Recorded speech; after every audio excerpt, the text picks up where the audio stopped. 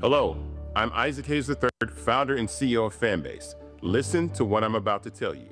The window to invest in Fanbase is closing. We've raised over $10.6 million of our $17 million goal. That means there's room for less than 6,370 people to invest in Fanbase for the average amount. The minimum to invest in Fanbase right now is $399. That makes you an owner in Fanbase today. Go to startengine.com/fanbase to invest. Why? Because current social apps have taken advantage of users for far too long, with content suppression, shadow banning, harmful racist content, and no real tools for monetization and equity. Fanbase has over 1.4 million users and counting, allowing anyone to reach all their following and monetize their content from day one. Social media is the new TV, and whoever owns the apps that distribute that content have the opportunity to own potential billion-dollar companies. While big platforms with uncertain futures are failing to serve their users, Fanbase is stepping up to fill the gap. Don't wait until it's too late. Invest now, invest for yourself and your future. Go to startengine.com/fanbase and own the next generation of social media.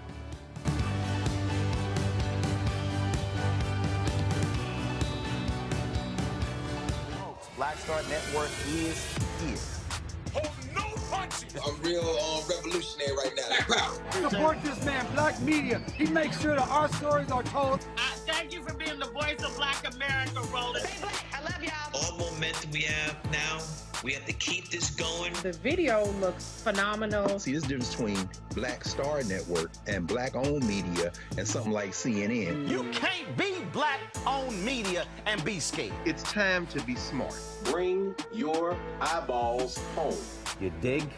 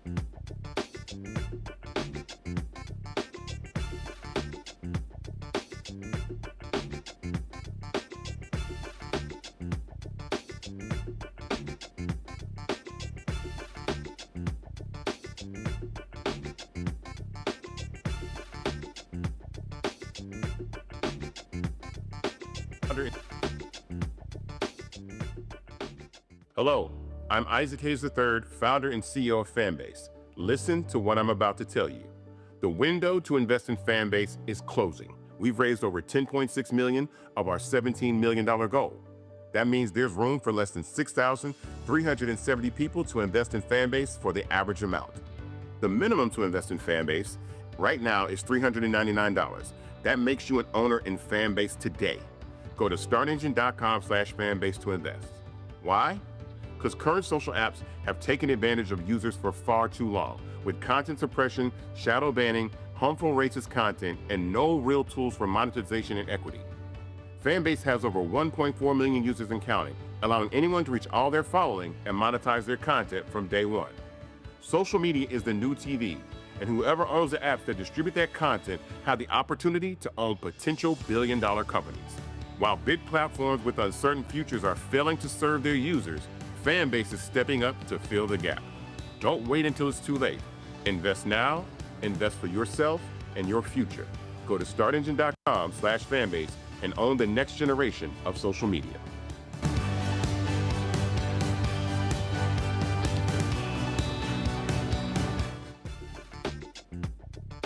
2025 coming up on Roland Martin Unfiltered, streaming live on the Black Star Network. I told y'all Donald Trump and MAGA does not give a damn about black people. 2 housing discrimination cases in Texas, my home state, are on hold because of MAGA. We'll talk with a reporter from ProPublica. They've been reporting on this story. They also don't care about regular, ordinary people. Do you realize that Trump is trying to give money back to a company that was hit with discrimination charges from the Consumer Financial Protection Bureau? I'll tell you about that as well. 10,000 folks getting laid off at the Department of Health and Human Services. These MAGA cuts continue, and yes, they will negatively impact black people as well as veterans. Well, guess what? The country's $1.6 trillion portfolio of student loans will be leaving the Department of Education and going over to the Small Business Administration. Do they know how to manage that? Yeah, we'll break down that.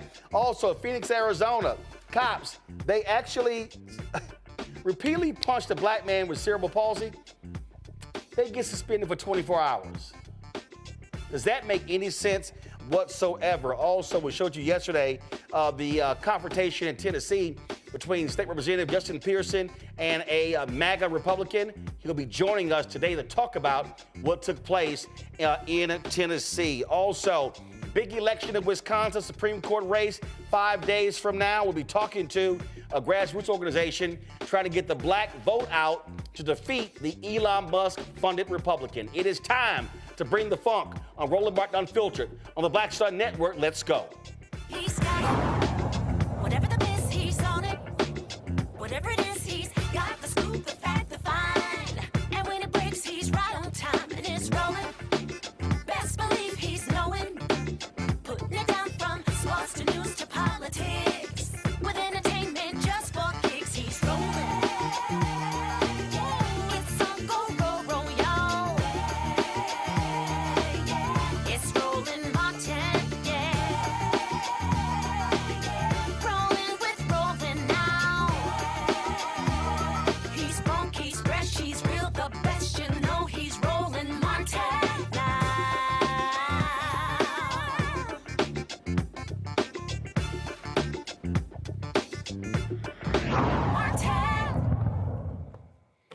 Donald Trump picks a black man to lead HUD, Scott Turner. He's actually from Texas, but all skin folk ain't kinfolk. The Department of HUD is actually dropping 2 cases of racial discrimination that have been filed in Texas. Joining us right now is Jesse Coburn, a reporter with ProPublica. They have breaking down this story. Tell us about this story, Jesse. It's titled, Federal Investigators Were Preparing 2 Texas Housing Discrimination Cases Until Trump Took Over. Yeah, and thanks for having me, Roland. So HUD for years has been mounting 2 major investigations into alleged housing discrimination in the state of Texas. One was looking at a state agency that, according to HUD, steered $1 billion in Hurricane Harvey disaster recovery money away from communities of color like Houston, Harris County, other populous communities of color that were hit really hard in the storm, and steer that money away from those places and toward whiter, more rural communities that were hit less hard during the storm. The other case involves a homeowners association outside of Dallas that passed rules in 2022 that prohibited landlords from renting to Section 8 tenants, so people who had housing vouchers that were subsidized by the federal government to help them pay for their housing. These are poor, elderly, or disabled people. In this town, it's called Providence Village. Nearly all of the voucher holders in the village were black, and some of them started moving out after this rule was passed. HUD found that violated the Fair Housing Act and issued a charge of discrimination in that case. HUD referred both of those cases to the Department of Justice, which is a normal step after the Housing Department finds evidence of discrimination. And what normally happens is that the Department of Justice then takes those cases and files lawsuits against the alleged perpetrators of that discrimination. But what happened here is after the Trump administration took office, the Housing Department yanked both of those cases back without explanation. And officials who I spoke to said it leaves these cases in a state of limbo, and they think it probably kills them. There's no clear way for them to move forward now, which is a remarkable turn of events given just how long the federal government spent investigating these cases and how sure it was that illegal discrimination had occurred here. Right, and so here's the issue. Here's the issue that we are dealing with here. And we've seen this not just with housing and so many areas. Donald Trump and MAGA basically is saying where there's been discrimination against black people, we don't give a damn. They're literally ending these cases. There was a voting rights case in Texas. They pulled out of that lawsuit. We start talking about every single one of these departments over and over and over again. Donald Trump, J.D. Vance, Elon Musk, and MAGA are essentially saying there's no discrimination. We are ending everything, and we can see this in multiple areas in the federal government. It certainly doesn't seem like a major priority of the administration, and it's not just these cases. As you said, at HUD, the agencies just cut dozens of grants to local organizations that fight housing discrimination. There's projections circulating within HUD that the division that fights housing discrimination is going to be cut by as much as 76%. The Department of Justice in January, there were memos circulating saying, hey, we're going to freeze all of our civil rights litigation right now. The Department of Education just gutted its civil rights office. So there's a trend happening across the federal government that suggests a sort of broad rollback of civil rights enforcement under the second Trump administration. I did a video shortly after the inauguration where I said MAGA wants to defund Black America. What this is saying right here is that if Donald Trump, Republicans, and MAGA, they don't represent all Americans. They don't represent all constituents. What they're saying is to Black Texans and others, y'all don't matter. We don't actually care. They're not even looking at these cases from a factual standpoint. It's literally, hey, they're looking at anything that says discrimination, race, equity, diversity, inclusion. Hey, if that's involved, it all ends. I haven't seen anything where they say, you know what, we're going to continue these actions. They are basically saying to people, if you discriminate against Black people and others, you got free reign because HUD, DOJ, and other agencies, we're not going to do anything to you. Yeah, and I spoke to a fair housing lawyer who used to work at HUD and was representing some of the plaintiffs in these cases, and she expressed the concern that we could be moving back to like a pre-Civil Rights Act era, where discrimination is rampant. I mean, that's someone who's spent her life working in this area, and that's her concern. So, for people who are working in this area, there's really alarm bells ringing right now. But I do want to talk about that $1 billion because here's the deal. The late Sylvester Turner, former congressman, he was the mayor of Houston. He was the mayor then. And what you had there was you had Texas governor, Republican, MAGA Republican, Greg Abbott. They were like, you know what, we're going to penalize Harris County. And the Republicans in the Texas legislature, and again, I'm native Texan, so this hat ain't just for show. they were targeting Harris County. They hate Harris County. They hate Harris County because it's blue. They hate the fact that there are 4 Democrats who are on the Harris County Commissioner's Court. They hate the fact that Democrats control the city council. Democrats control the district attorney's office. And so this was about penalizing Harris County, and you had massive damage in Harris County, and that money came from the federal government.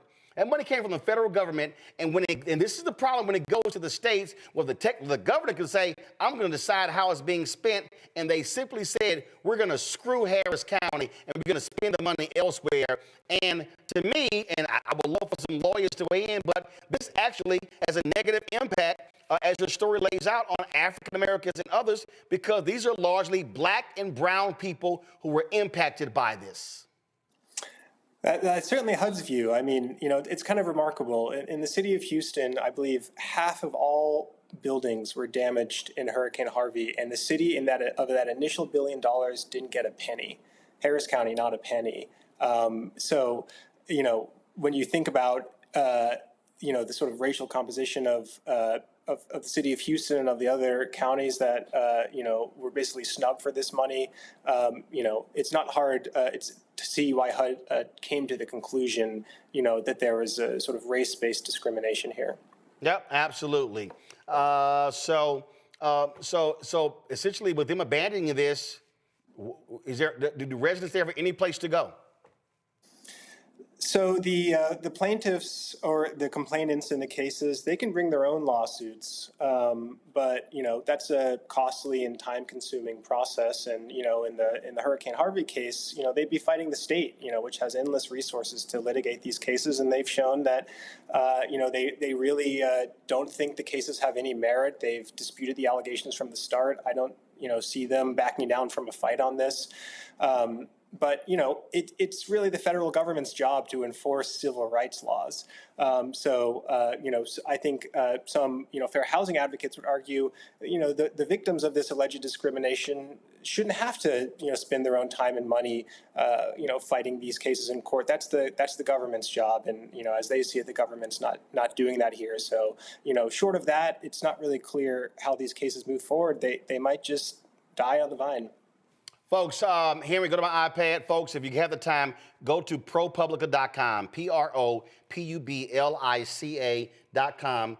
You can look at this story. Fellow investigators were preparing 2 Texas housing discrimination cases until Trump took over. The story done by journalist Jesse Coburn. Jesse, we appreciate you being on the show. Thanks a lot. Hey, thanks so much for having me. I'm going to go to my panel right now. Dr. Greg Carr, Department of African American Studies at Howard University. Glad to have you, Greg. Also, Dr. Nola Haynes, of course, she also is a foreign policy expert professor at Georgetown here in D.C. Glad to have both of you here. Greg, you've got family there in Texas. Nola, you from next door in Louisiana. I'm just going to be, here's the deal. I'm going to say it, and I don't care. He appoints a Negro to lead HUD, who's from Texas in Scott Turner. They do these actions. All of those Negroes who were dancing and enjoying themselves at the White House Black History Month reception, silent. You've heard them say nothing. Nothing about this case, nothing about them pulling out of the case of Cancer Alley there in Louisiana impacting black people, nothing about all of these here. And so it's fundamentally clear. Donald Trump, J.D. Vance, Elon Musk, Doge, the Republican Party, MAGA, don't give a damn about black people, Greg. They don't care. You're right, Roland. And the beautiful thing about this is perhaps we finally will get the message that they don't in a way that will help us react the way we should be reacting. We don't give a damn about them. Let's be very clear about that. In fact, it's ironic. Last night in the class I teach over at Howard Law School, we covered the chapter in our casebook on housing law and housing discrimination. The Fair Housing Act of 1968 has been ineffective in a lot of ways. We know that. But we also know this. Private nonprofit fair housing organizations process about 3/4 of all housing discrimination complaints. And frankly, the HUD only processes about 5%, and the Department of Justice processes less than 0.2%. actually 0.1% of housing discrimination cases. It has always been the nonprofits. The Fair Housing Act is very important. It's still there. There's Section 1982 and 1983 of the federal U.S. Code, which stretches back to the Civil Rights Act of 1866. All of that law remains on the books. And here's where I'm going with this finally. When we look at that clown, Ben Carson, horribly miscast, of course, as the Secretary of HUD in the first Trump administration. We also know that he wrote the chapter on HUD in Project 2025. You told people for years, they showed us what they were going to do. Ben Carson wants to hollow out HUD and outsource all that stuff to private developers to get your tax money for everything from rent to subsidized Section 8, subsidized housing. All that's the thing they're putting in place. But here's the punchline. This is the moment when we step up and punch these white nationalists in the face the way we did in the 1930s and 40s with voting rights in Texas. We see the Nixon versus all right cases, and all those cases, the white primaries. Our lawyers must congeal around the idea of these private, nonprofit, fair housing organizations using the Constitution, win or lose, around the 14th Amendment, around the Civil Rights Act of 1866, around the Civil Rights Act of 1964, and around the Fair Housing Act of 1968, because the federal government has never been a champion of fair housing. And that goes for both administrations. See, this is the moment right here, Nola, for me, that if you're Democrats and you're talking about regaining power, then you hit stuff like this very hard. You begin to make the argument that for all of their talk, they do not care about working class people. They don't care about regular, ordinary people. And see, Trump wants to target diversity, equity, and inclusion, wants to discuss anything with race.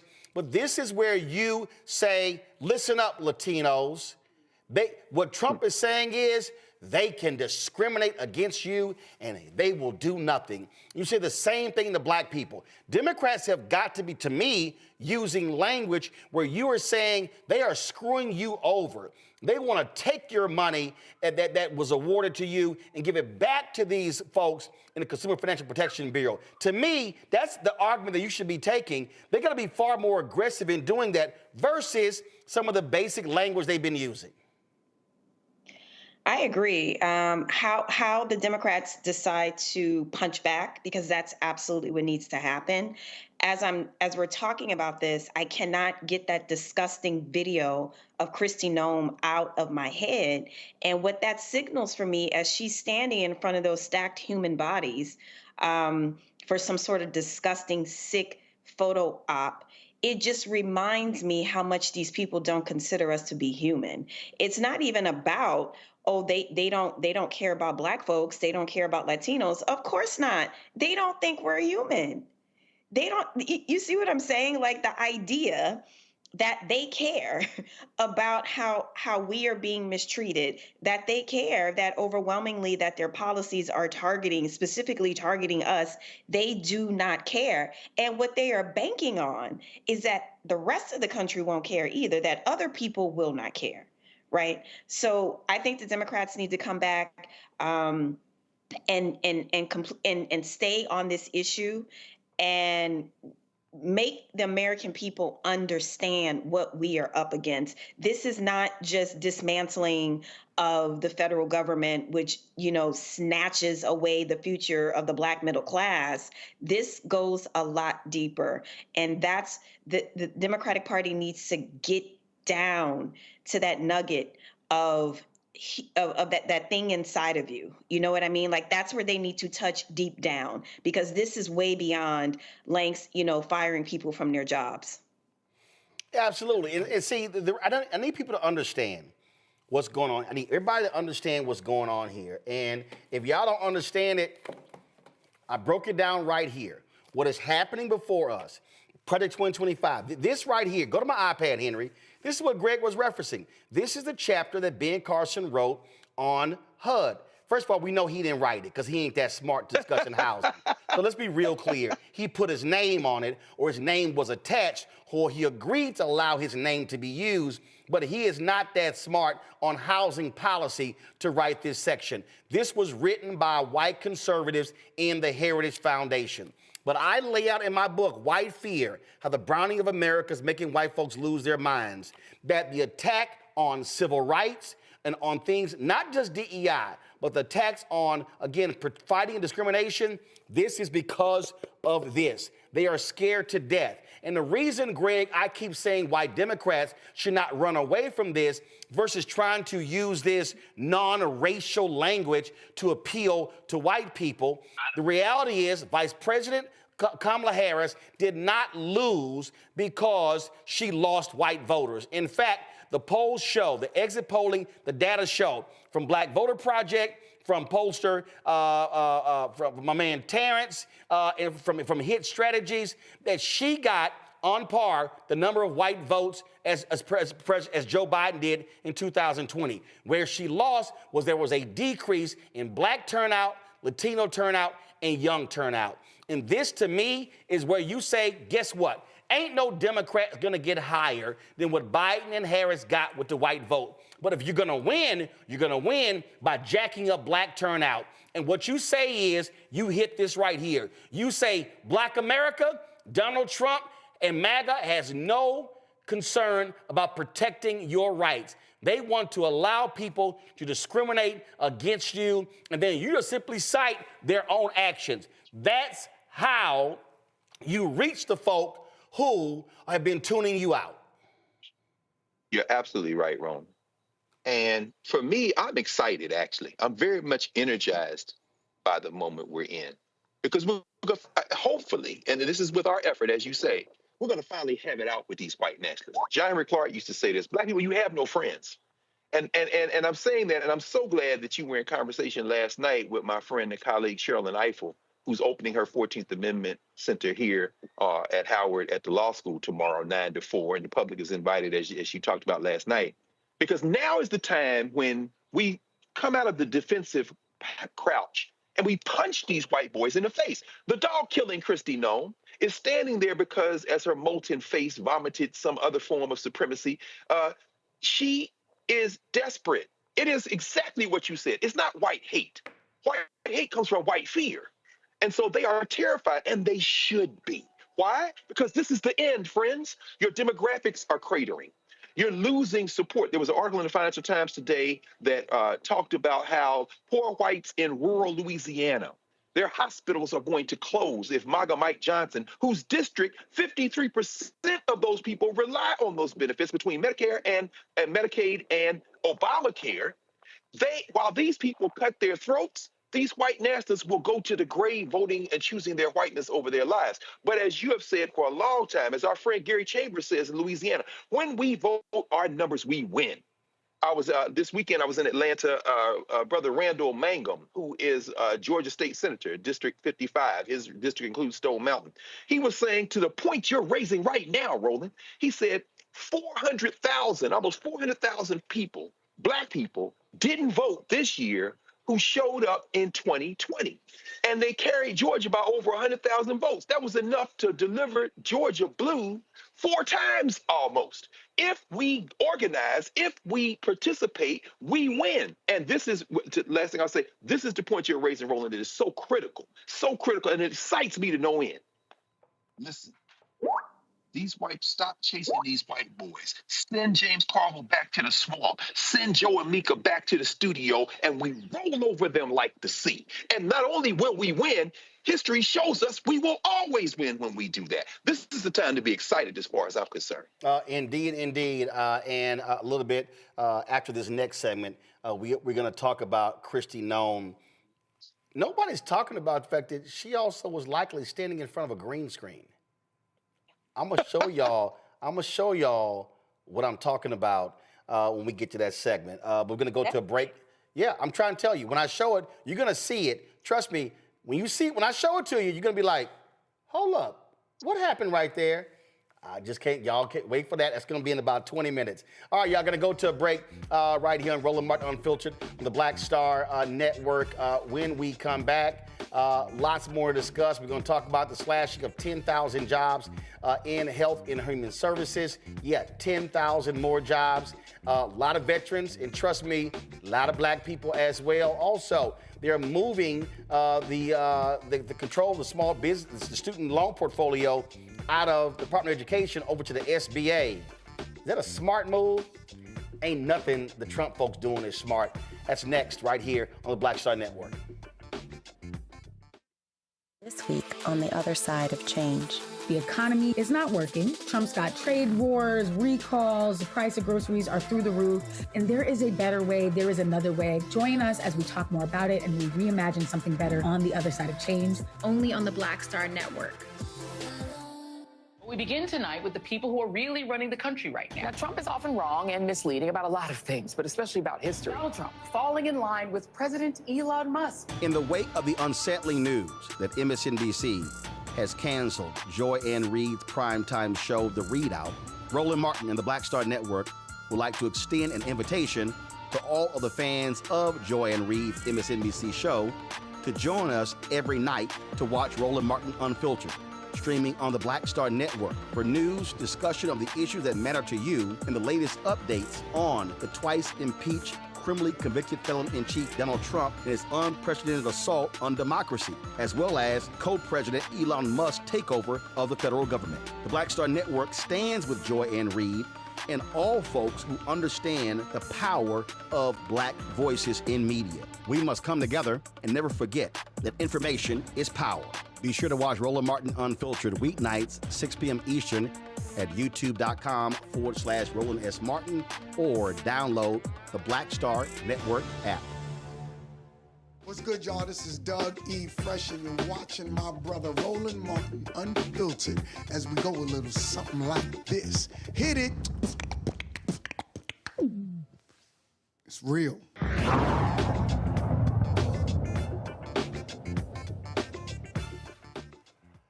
If you're among the 43 million Americans with student loan debt, you will soon be making the payments to the Small Business Administration rather than the Department of Education. That's because the twice impeached, criminally convicted felon-in-chief Donald the Con Trump announced this change on March 21st. Here is that fool. The SBA, the Small Business Administration, headed by Kelly Loeffler, is a terrific person, will handle all of the student loan portfolio. We have a portfolio that's very large, lots of loans, tens of thousands of loans, pretty complicated deal. And that's coming out of the Department of Education immediately, and it's going to be headed up by Kelly Loeffler at SBA, and they're all set for it. They're waiting for it. It'll be serviced much better than it has in the past. It's been a mess. Roxanne Garza, the Director of Policy at Ed Trust, joins us now. Glad to have you here, Roxanne. Roxanne, real simple. Okay, the move makes no sense. This is all about destroying the Department of Education. And it's not like you're saving jobs because you're going to have people who are experts in this simply still do the same job. Yeah, no, that's definitely correct. It doesn't necessarily create a better system for students and borrowers. And, I just want to say this has just been something that the president has talked about in a comment. There has been no plan put forward for what this would look like. I think the important thing to note is that everybody's talking about the executive order that the president signed, to begin to shut down or dismantle the Department of Education. They themselves have acknowledged that they need Congress to do that. They cannot unilaterally do that. They also cannot unilaterally move the student loan portfolio to the Small Business Administration. That is also in law. So the idea that in the meantime they can do this piecemeal shuffle of core functions of the Department of Education to other agencies is not right. It's also illegal. I mean, they could do it, but it would be while they are ignoring the law, essentially. Okay, so what will be the impact on just regular, ordinary folk? So the impact here would likely be just a lot of chaos, unanswered questions for students and borrowers. I think already, even before he signed the executive order, there were mass layoffs at the Department of Education. So a lot of the expertise, the technical expertise that you need to run this very complicated program has already been lost. Before all of this happened, it was already hard to get somebody on the phone to answer your question whenever, maybe you noticed you had a missing qualifying payment for something like public service loan forgiveness, or you were having trouble, getting in touch with your servicer. You would normally contact the Federal Student Aid Office. You would contact, the people there that are meant to help you deal with these problems. Now, those people, aren't necessarily there because they've let a lot of people go in these mass layoffs. But I would imagine if they end up being able to pull this off and move the loan portfolio to the SBA, again, illegal, but if they do somehow manage to do it, there won't be people there with the expertise on student aid policy, the legal ways that you run that program to answer those questions, or even just like the customer service that students and borrowers need to help them answer their questions to navigate this complex system. So you're likely to see, long wait times, more confusion, and people just not knowing where to turn when they need help with managing their student loans. So again, to me, this is just more chaos and more disruption. That's really what the goal is.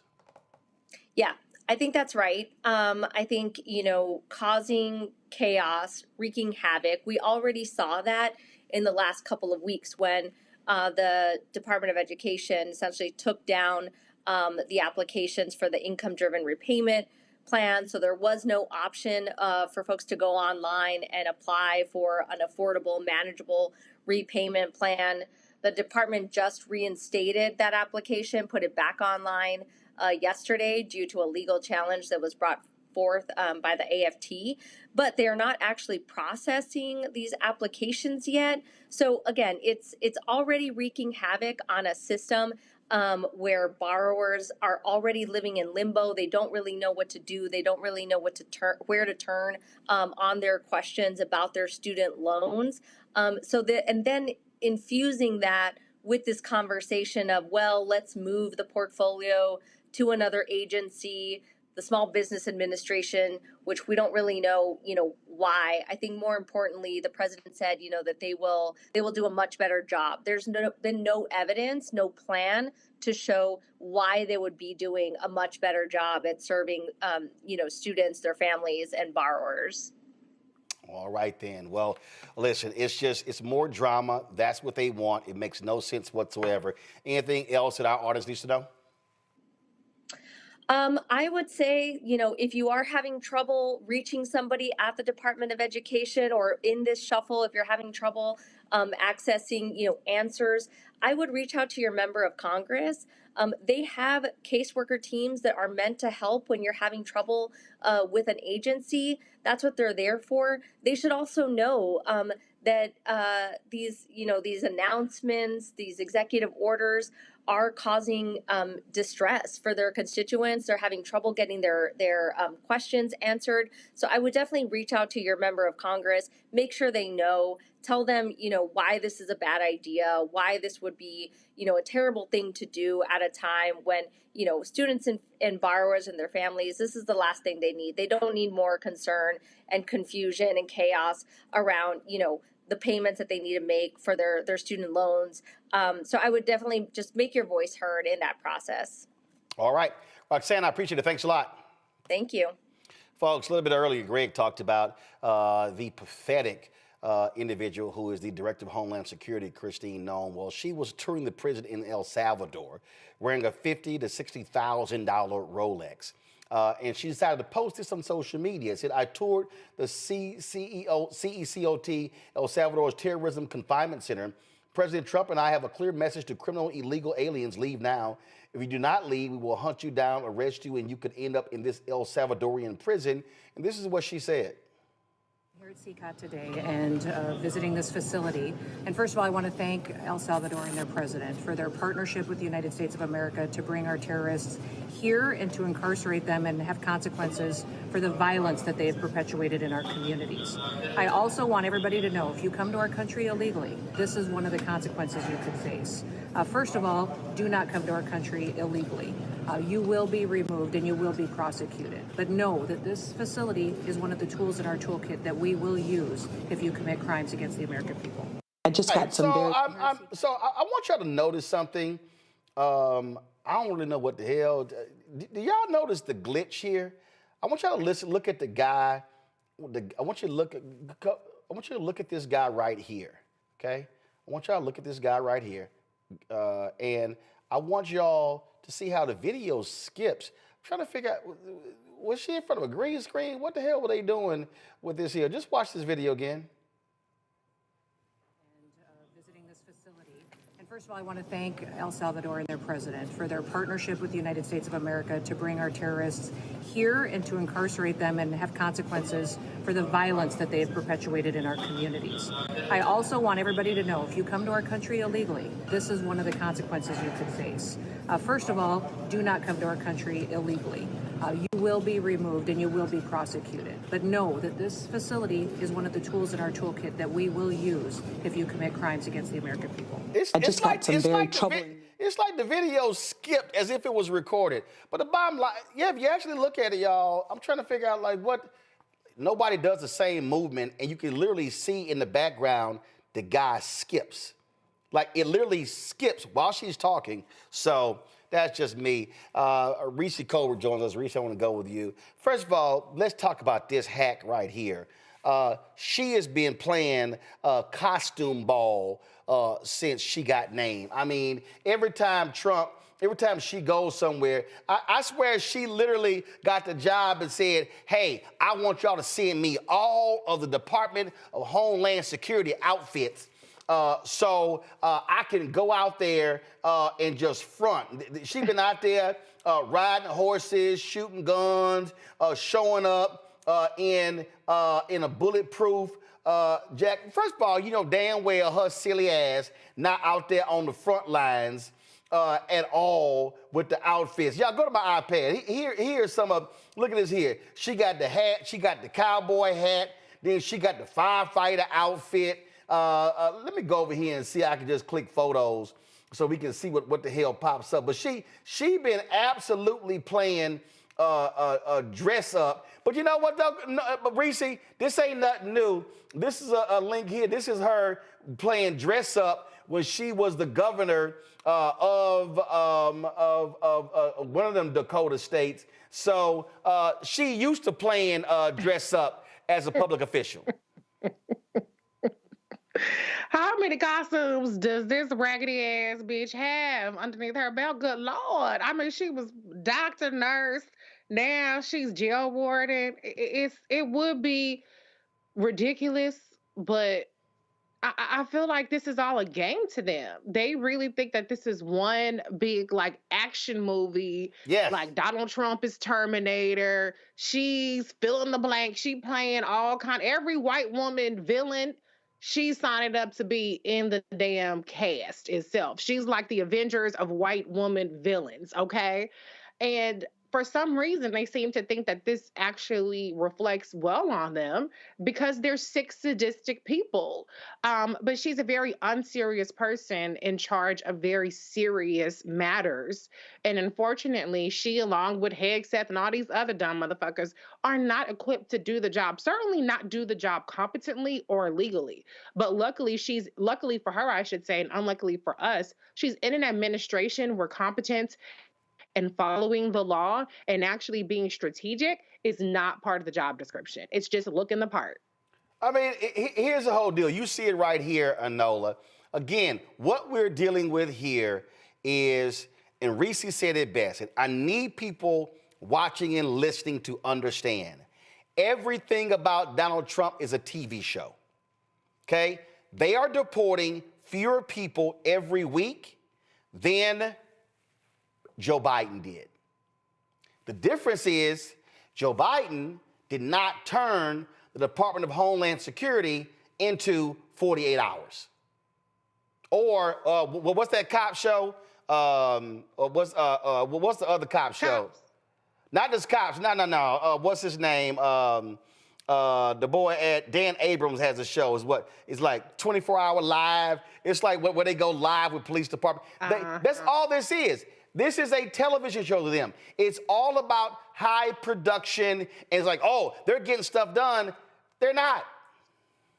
Mm-hmm.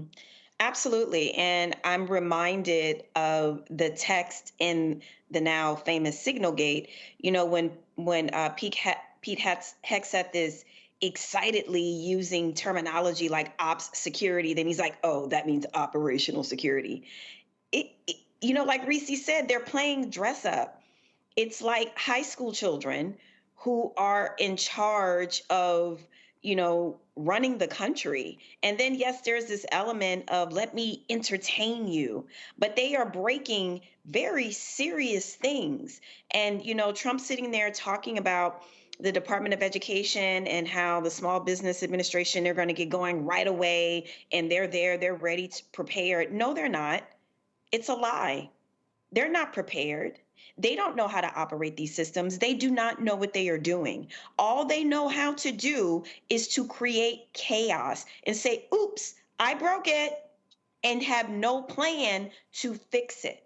So while, you know, if I was in another country watching this, I would be cracking up, honey. This would be my reality show. America the Downfall, honey, this would be my reality TV show. But we are here and we're having to live through it, and it's not funny. Very unserious people are in charge of very serious things, and this is a problem that needs to be solved. But they are unserious people.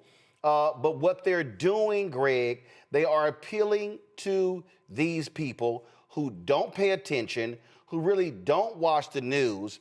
But what they're doing is they're selling a narrative, they're selling a story, and the fact of the matter is, it's playing right into their hands, and it has an impact on poll numbers and things along those lines. Now, I am not suggesting that if Democrats regain control, that's what they should do. But this is a perfect example, though, of why you do have to establish a narrative, tell a story, so people actually see what you're doing. Mm-hmm.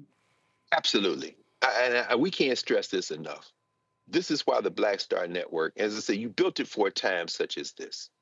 It's not time to try to reason with these people. It is time to destroy them politically, to break their political backs. When we saw Justin Jones a couple of weeks ago going to battle in the Tennessee legislature, the hyper-gerrymandered white nationalist Tennessee legislature, tonight when you talk to Justin Pearson, who did the same thing, it's not the time to shrink back or to talk about my colleague. It's time to go on the offensive like Jasmine Crockett has done. And, you know, you said this earlier talking with Roxanne Garza. You know, the cruelty is the point. The point is chaos.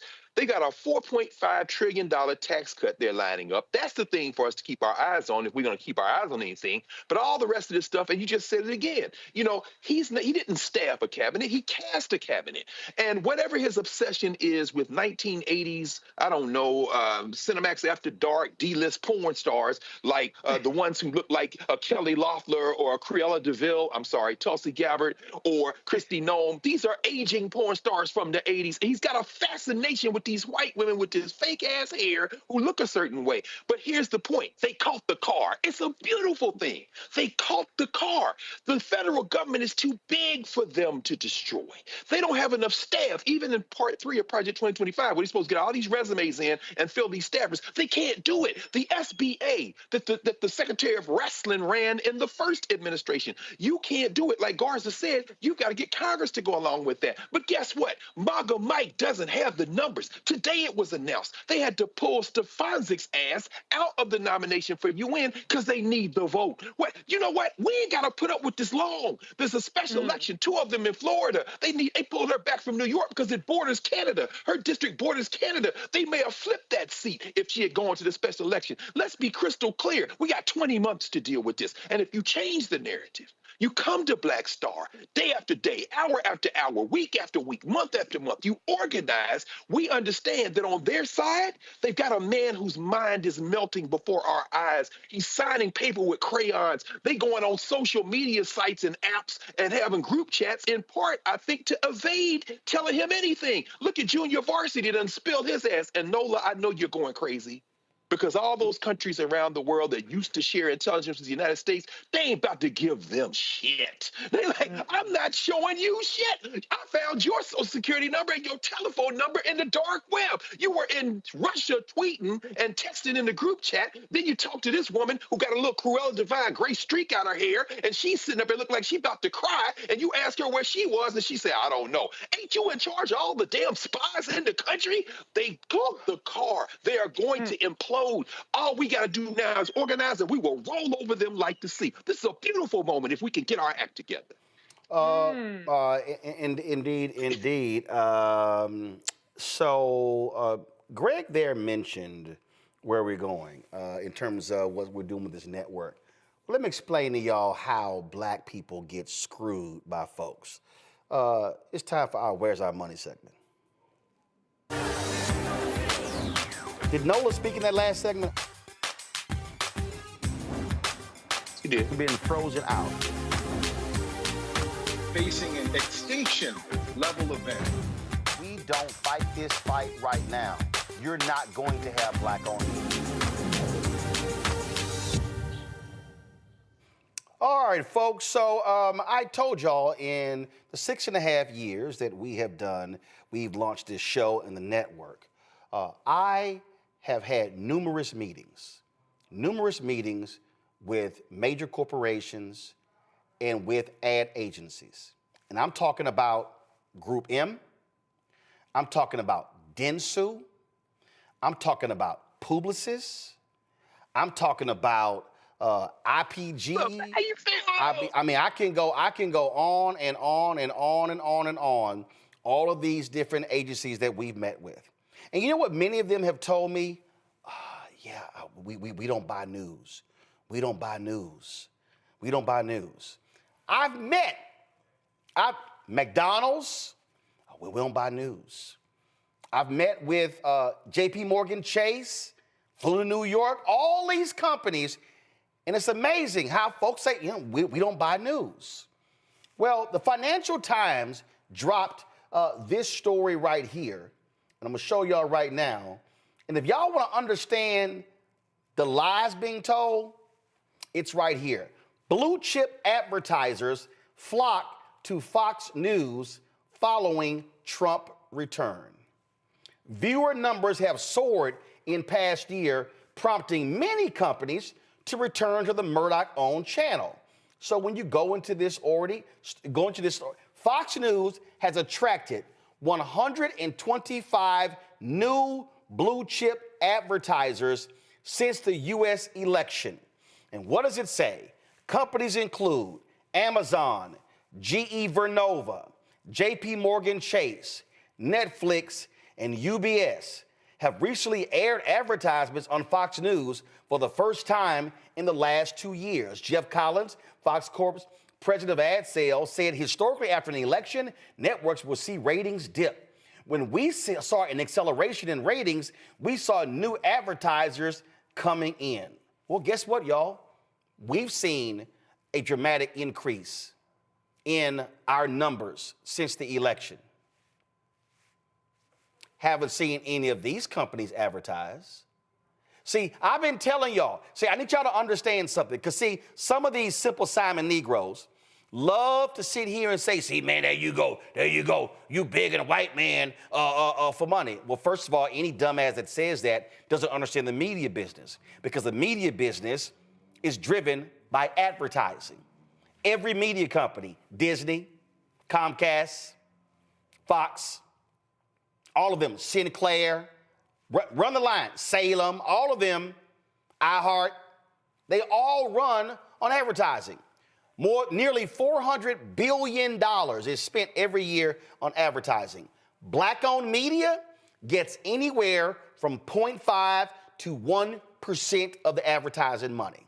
Now, I've talked about this stuff in the last 6 years. And what happens is whenever I bring this up, it's amazing how it doesn't get much traction. Folk don't click the like button. They don't hit the button on YouTube, all that sort of stuff like this. But if I post some bullshit, oh my goodness, it's amazing how it takes off. But this right here, this story right here is primarily why black-owned media doesn't grow. In 2018, former Fox host Tucker Carlson's on-air comments about immigrants making the U.S. poorer and dirtier spurred big brands such as T-Mobile to pull ads from its program. T-Mobile ain't never advertised on here, even though I sent their ads $480 this month for the goddamn cell phone bill.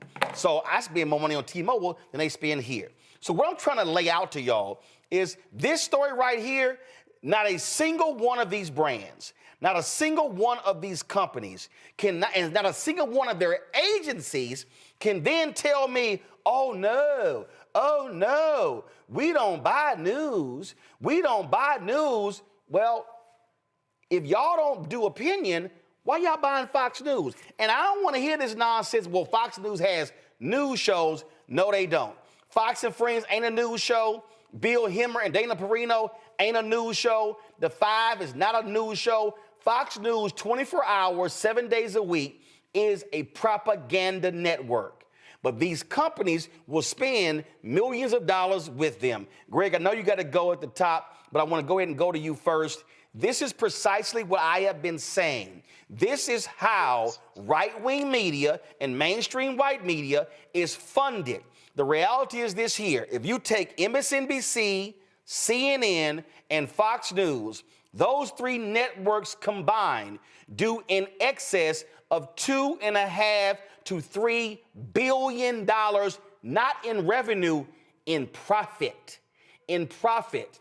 And this is why we can't have more shows, bigger shows, more hosts, do marketing, have more writers, because they will tell us, and I have been in the meetings, and I'm going to say it again, Publicists, how much have we gotten?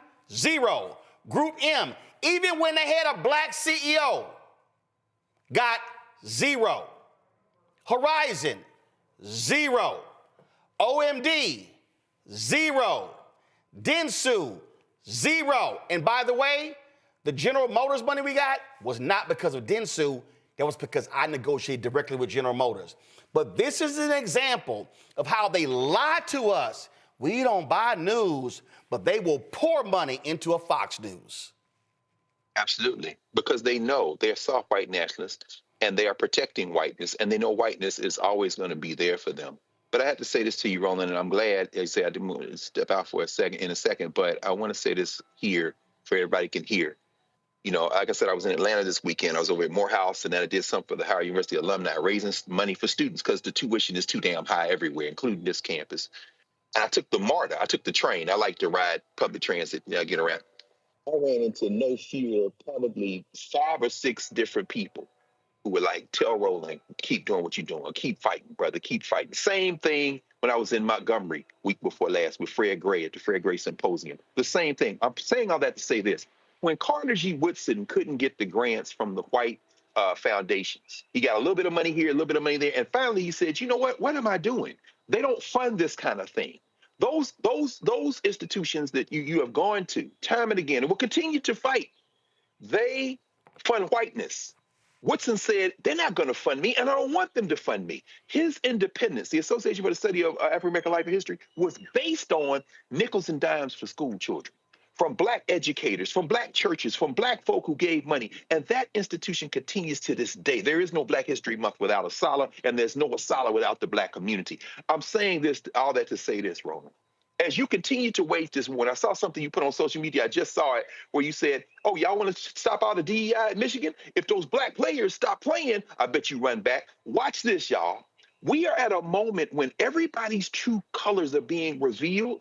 And as this thing continues to catch momentum, all those years you have spent since you built the Black Star Network, on the road with the Rollmobile, helping organize, having forums, all the places you show up, live streaming, everything from the Celebration Bowl to town halls and forums, all that stuff begins to pay off as people look for a place to come. We saw what happened to Joy Reid. We saw what happened to Tiffany Cross and everybody else on these other spaces. But guess what? This ain't that. And as the thing continues to capsize and remake itself, it will be the independent Black institutions that are going to thrive. And this is going to be the place where those narratives are collected and broadcast. So I don't think we have to worry. We just got to stay on that, keep on that path, brother. Indeed. So, Greg, I know you got to go. I appreciate it. Thank you so very much. Love you, man. See y'all later. I'm going to go to you, Nola. Go back to my iPad, Henry. It says consumer goods, first of all, it says from 2018 to through 2020, some advertisers had a, quote, no air list of Fox News programs they wanted to avoid.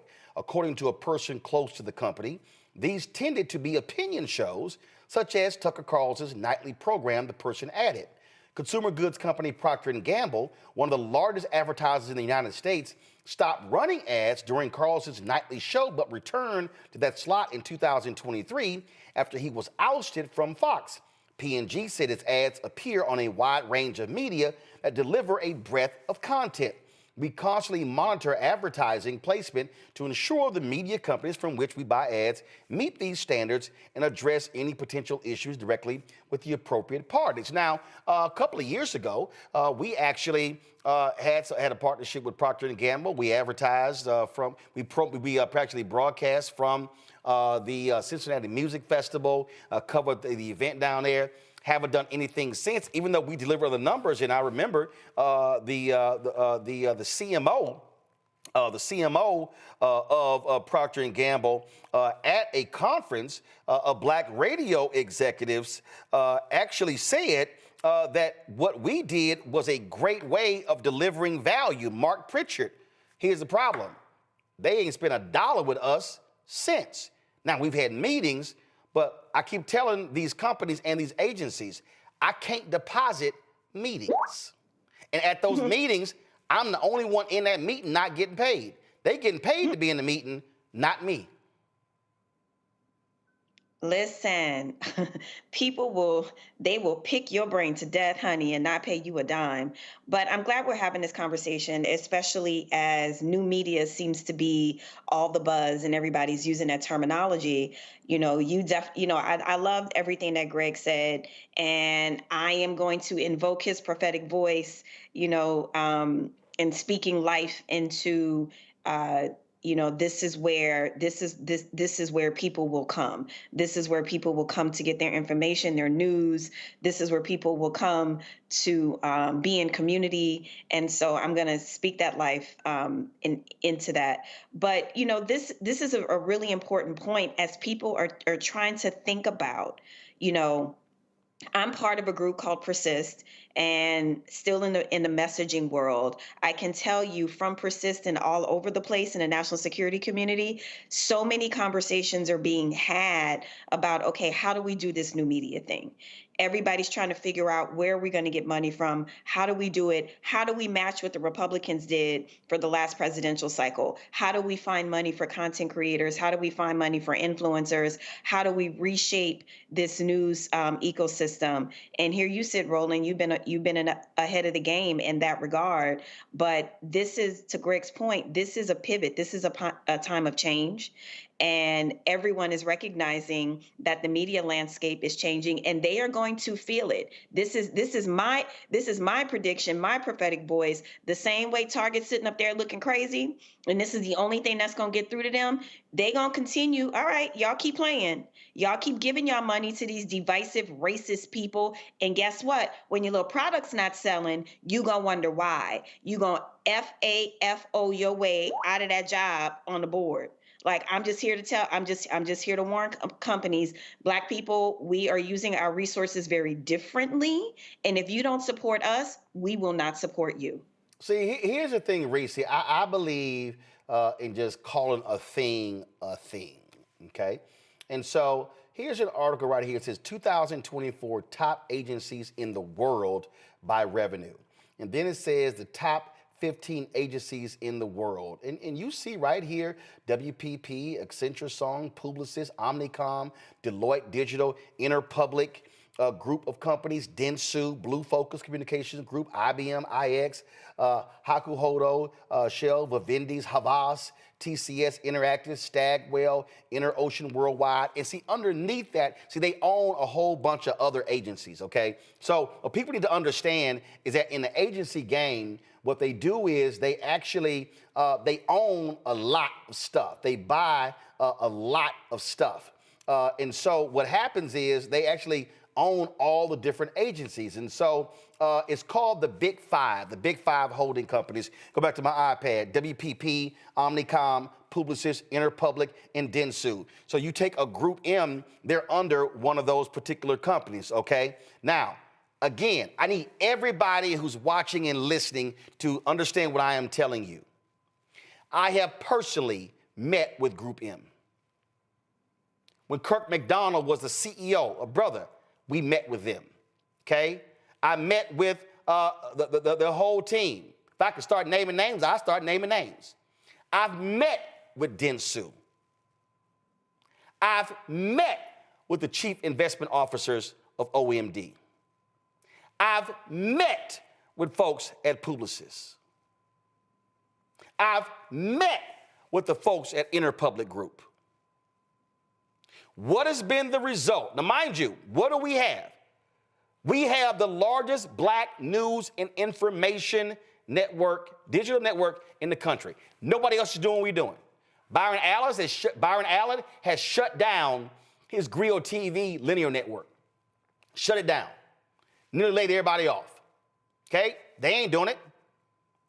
Essence has the Essence Music Festival. That's a 3-day event. They ain't doing what we doing every single day. It's no shade, it's a fact. Ebony is not doing what we do every day. Blavity is not doing with what we do every single day. Reese, I literally was on a phone call today with 3 different people talking about the creation of a black business vertical to cover black news. Because the fact of the matter is, Black Enterprise is really a conference company. They don't cover black news the way they used to. I literally was with another company talking about the creation of a black health show, a black fitness show. These are non-news items. I was talking with several writers about being able, right now, I've already agreed to a black-owned company, Quantasy, to completely redo blackstarnetwork.com, and that will be turned into a news portal. But none of these things can happen if you can't grow revenue to be able to hire more people.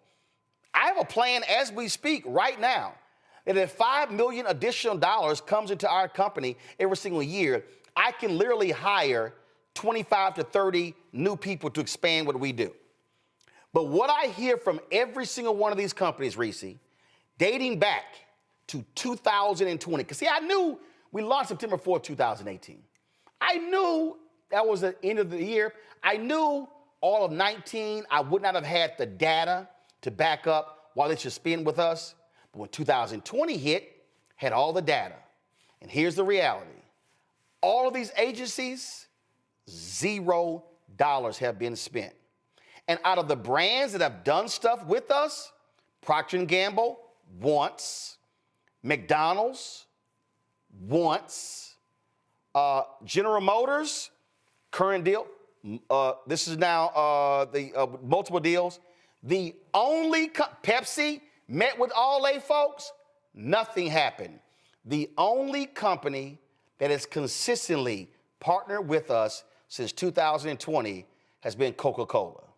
But every single one of these agencies, they have shut the door and given us nothing but lip service. And this right here is why black-owned media will never be able to grow, because these agencies that are largely white executives will gladly send that money to Fox News and Fox Corporation and don't care if they are right-wing, MAGA, Trump-loving conservatives, but will look at us and say, oh, no, we can't buy news. We can't buy news. Send it to Aaron Loving Hip Hop and the other stuff. Now you already know, Roland. I watch that junk, that crap.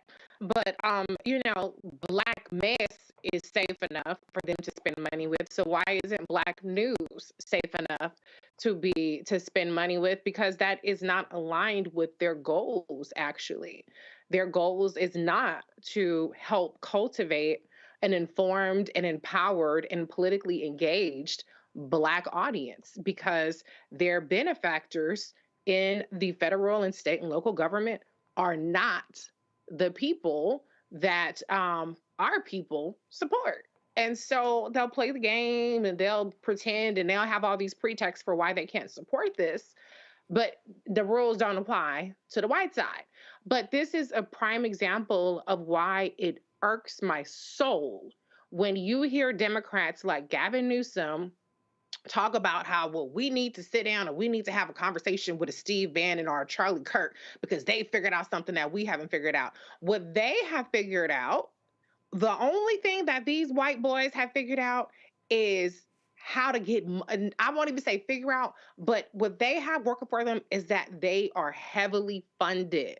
When you have $100 million behind you, hell yeah, a lot of people are going to listen. It's not that they are organically bigger. It's not that they have better ideas, that they're more articulate, that they're more compelling, that they're more convincing.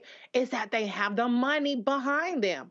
Point blank and the period. That is the only difference between why the Republicans have an information ecosystem, a disinformation ecosystem, why they have the massive numbers on their side is because they pay for it. And Democrats and people of conscience still want to rely on the goodness of all of our hearts to do this work, to not compensate people, to give people talking points, but again, not give them the resources to actually get their message across. It's that everybody thinks that we're just supposed to be bleeding hearts for this, when this is a business. And it only seems to be a problem to be a business when Black people are involved, but it's not a problem to be in business when you're talking about white people and racist ideologies. Then all of a sudden, that ain't a problem. Ain't a problem for them to get paid, ain't a problem for them to get money. And that's the disconnect that we have to figure out. If the ad revenue isn't going to come in there, then hell, I don't think that OAN and Turning Point USA and all that shit, they wasn't getting the ad money, but they still got funded. But who's going to fund us? That's the question, without trying to handcuff us. So let me explain to the audience what's about to happen. First of all, there are 6 major advertising holding companies. Don't go to that yet. No, there are 6 holding companies: WPP, Omnicom, Publicis Group, Interpublic Group, Dentsu, and Havas. Those are the 6. I'm letting all of y'all know we have sat down, Black Star Network, me personally, as well as our partners with Urban Edge Network, all 6 of them. What have we received? 0. That's crazy. 0. Y'all, I don't think y'all understand what I'm saying. I didn't say from the agencies we received 100,000, 50,000, 25,000. We've received 0. It's actually cost me more money because I've flown to New York and I've had to pay people to put together presentations for them than they've actually spent. Now go to my iPad. Now there are individual agencies under these 6. You got Ogilvy, 0 from them. McCann World Group, 0 from them. Leo Burnett, 0 from them. Saatchi & Saatchi, 0. Wheaton and Kennedy, 0. BBDO, 0. TBWA, 0. Droga 5, 0. Gray Group, 0. VMLY&R, they've called me a couple of times to help them land a client, and guess what? Not a single dollar from that client came. Donor, 0. FCB Global, 0. Marketing Architects, the ad agency, Play Creative, DDB, 0. McKinney, 0. All of these folks. So I just need y'all to understand the money game. I need y'all to understand why Ebony went through all of his drama when John H. Johnson died, because Ebony was getting $20,000 for a full-page ad when Esquire, a smaller magazine, was getting $200,000 for a full-page ad. All y'all out there, I heard all y'all Negroes, y'all remember Bob Johnson, Sheila Johnson, they sold out. See, y'all don't understand the game, because guess what? In Brett Pulley's book, on the billion-dollar bet, the unauthorized biography of Bob Johnson and BET, when they were being sold to Viacom, Mel Karmazin, the CEO, as well as Sumner Redstone, discovered that BET was getting paid $1,500 for the same 30-second spot that MTV was getting paid $8,000 for. BET was sold for $2.4 billion and $400 million in debt. The total sale price was $2.8 billion.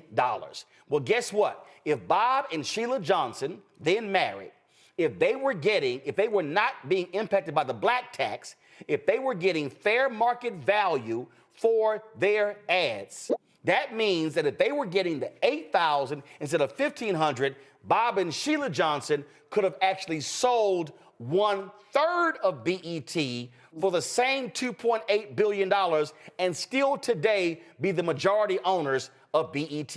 This is what happens even when we do get the ads, there's a black tax involved. So to the audience, this is what is going to happen. Over the next week, and I've already made it clear to my team, we're going to record Fox News 24 hours a day. And we're going to record every program on Fox. And we're going to write down every single blue chip advertiser that runs ads on Fox. I ain't talking about them 1-800 commercials, because that ain't what I'm talking about. And what we're then going to do is we're going to contact every single one of those blue chip advertisers, and we're going to ask them and their agencies, we have a question. We noticed that you buy Fox News. What black-owned news brands do you also buy? And I'm going to be waiting for them to say, we don't buy any news. And then what I'm going to do, I'm going to come on this show and go on social media and tell all of you what every single one of those brands and what every single one of those agencies said. Because if you are a brand, JP Morgan Chase, UBS, Amazon, and others, if you are putting your money on Fox News, then you should have no problem putting your money on black news and information, black-owned news and information. So, to all the agencies and all the brands, do understand, I have hereby served notice. We are watching, and we are going to tell our audience exactly who you support with your ad dollars, and ask the question, are black people not good enough for your ad dollars as well? I'll be right back. Next on the Black Table with me, Greg Carr. Succession. We're hearing that word pop up a lot these days as our country continues to fracture and divide.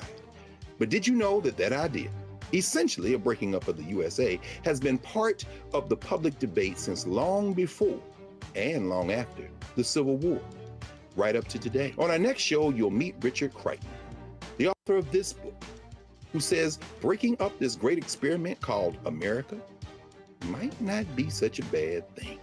That's on the next Black Table, right here on the Black Star Network. Hey, yo, what's up? It's Mr. Dalvin right here. What's up? This is KC, sitting here representing the JODECI, that's Jodeci, right here on Roland Martin Unfiltered.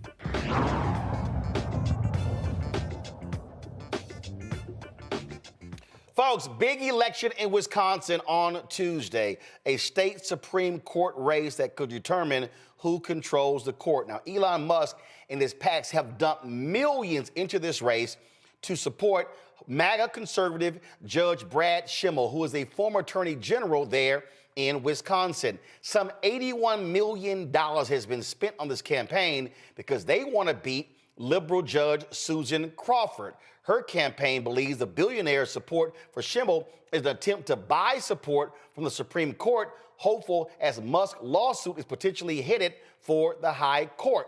A lot of folks have been activated there, including Souls to the Polls. And we're joined right now by Reverend Greg Lewis, Executive Director of Souls at the Polls, joining us from Milwaukee. Greg, glad to have you here. And so what have y'all been doing trying to get black folks to maximize their power and not ignore this crucial race? It's not the only race on the ballot, but this determines who controls the state highest court.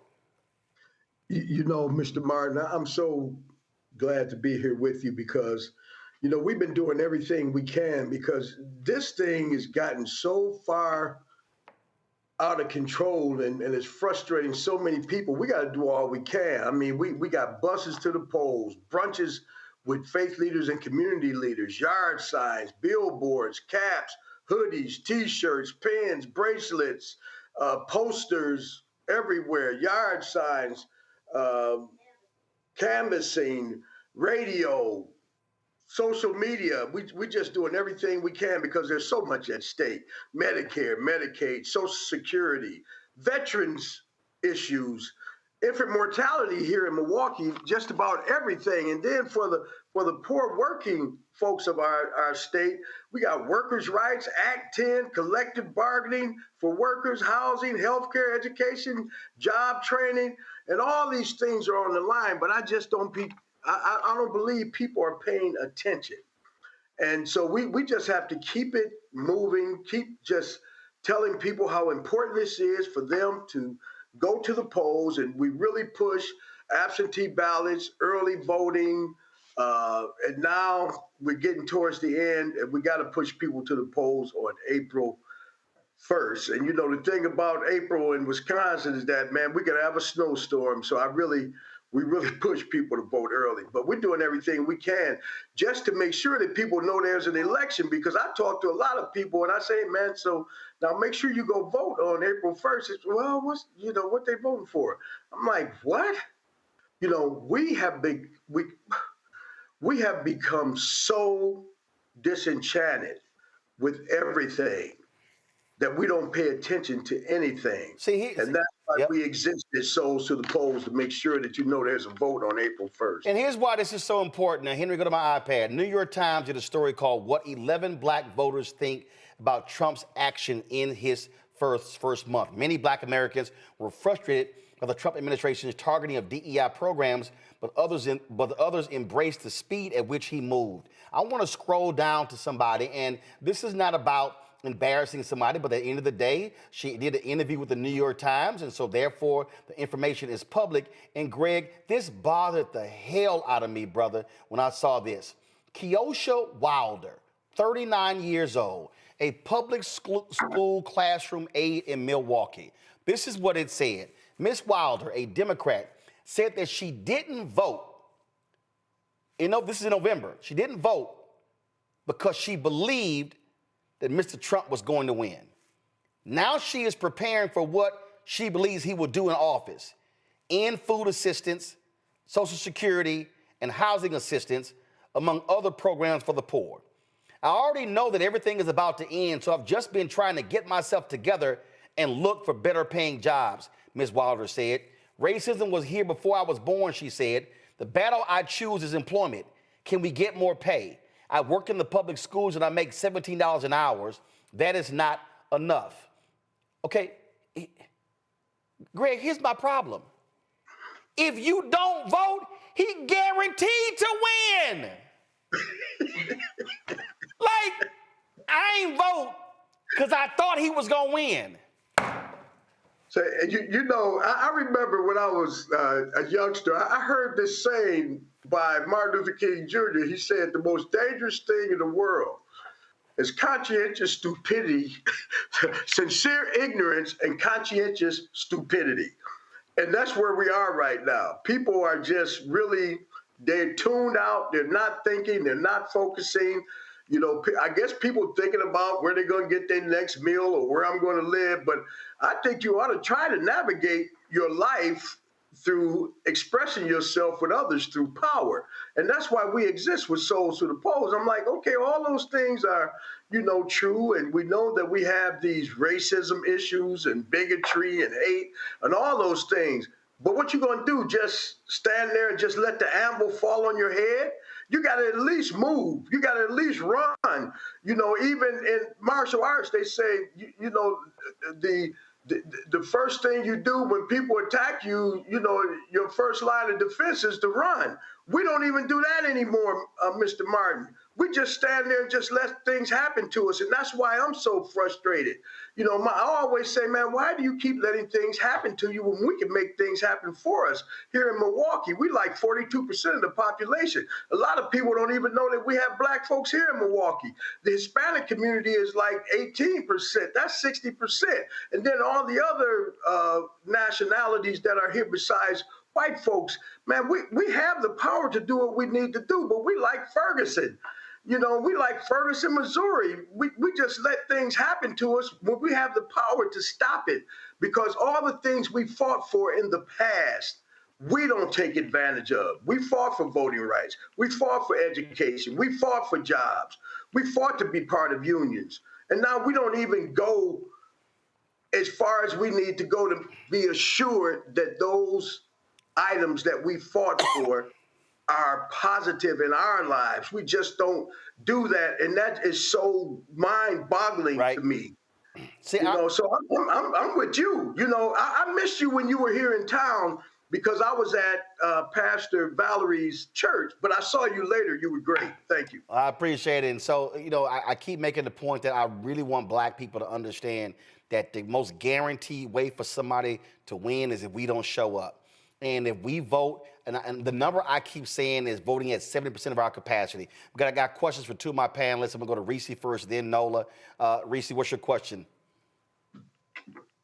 So much for the work that you're doing. Are there any particular voting precincts that you feel have the biggest impact if you were to, like Roland said, increase the turnout of those who are actually registered? And then if so, how are you all targeting those precincts and those voters? You know, and so to the polls, you know, we really target our churches. So I have about 406 pastors on a roll. And every time it's time to vote, I communicate with those pastors, and hopefully we can get them to communicate to the communities that their churches exist in.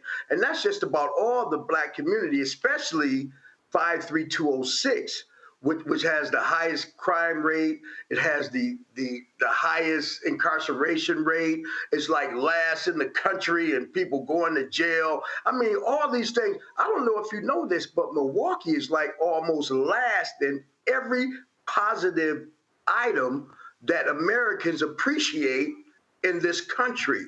I don't know if you knew that or not. I mean, housing, jobs, all those things, homeownership, all those things, we're like dead last, and people are not believing that they're not free. It reminds me what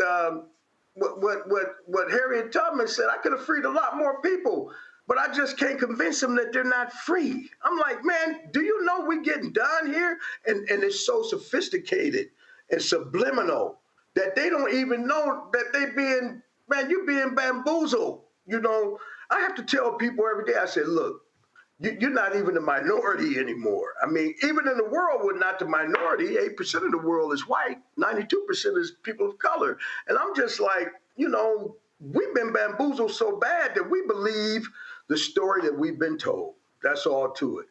And that's what's got to change. Nola? Reverend Lewis, there's so much that I want to say, but Roland is going to give me the side eye. But I feel your passion, and I feel, you know, your frustration. And so my question is about that. It's more of a messaging question. How are young folks, especially in Milwaukee, being talked to? Because one of the things that I've noticed is that there's a large disconnect between what came before them in terms of civil rights, in terms, you know, all of these things.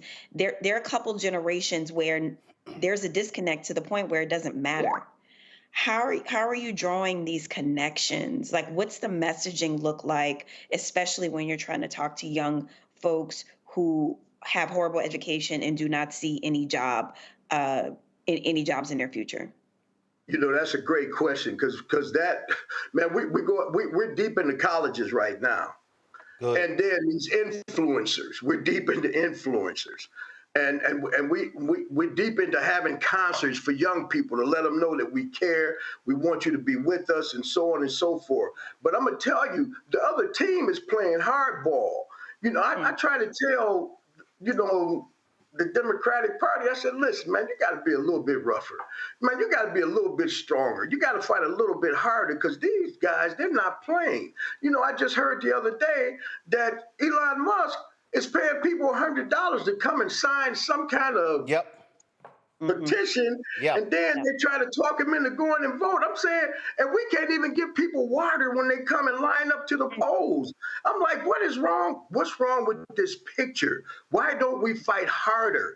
And that's why I say, you know, it's going to take us to fight hard because nobody else is going to fight hard for you like you fight for yourself. And I keep trying to tell people, I say, hey, man, stop waiting on the cavalry. The cavalry is not coming. You are the cavalry. You need to be making decisions about your community, and we certainly need to be into these local politics because we can certainly control that with ease. But we are so bent on believing that we have no power. Right. And that's why we exist. We just keep telling people you do have power, and we proved it over and over again. How you think we got the other Supreme Court judges? How do you think that we got the governor who they said couldn't be beat? How do you think that happened? That was because we expressed ourselves in times when we were really needed. And that is so important because I'm going to tell you something. And listen to this. You know, we always have to deal with our enemies, but we have to deal with our friends also. When Mandela Barnes ran for senator, 30,000 Democrats voted for Senator Johnson. But lost by about 30,000 because 30,000 Democrats voted for. Actually, even worse. That was a 50,000 voter drop off. That was a 50,000. Look, I know it well. It was a 50,000 voter drop off in Milwaukee alone from the previous election, and he lost by 30,000 votes. Right. The point that you made about Elon Musk, go to my iPad, Henry. Elon Musk has given $1 million to a person in Green Bay who signed a petition opposing activist judges. He's paying people $100 to sign this petition. So here's the whole deal. And this, I need every black person in Milwaukee and Wisconsin who hears my voice to understand. Elon Musk may be doling out $100 and $1 million, but guess what? He's not a resident of Wisconsin. He does not have a vote. And so if black people, maximize our vote in Milwaukee and Wisconsin, guess what? That Republican can lose. And we know what that means. And the facts are already there.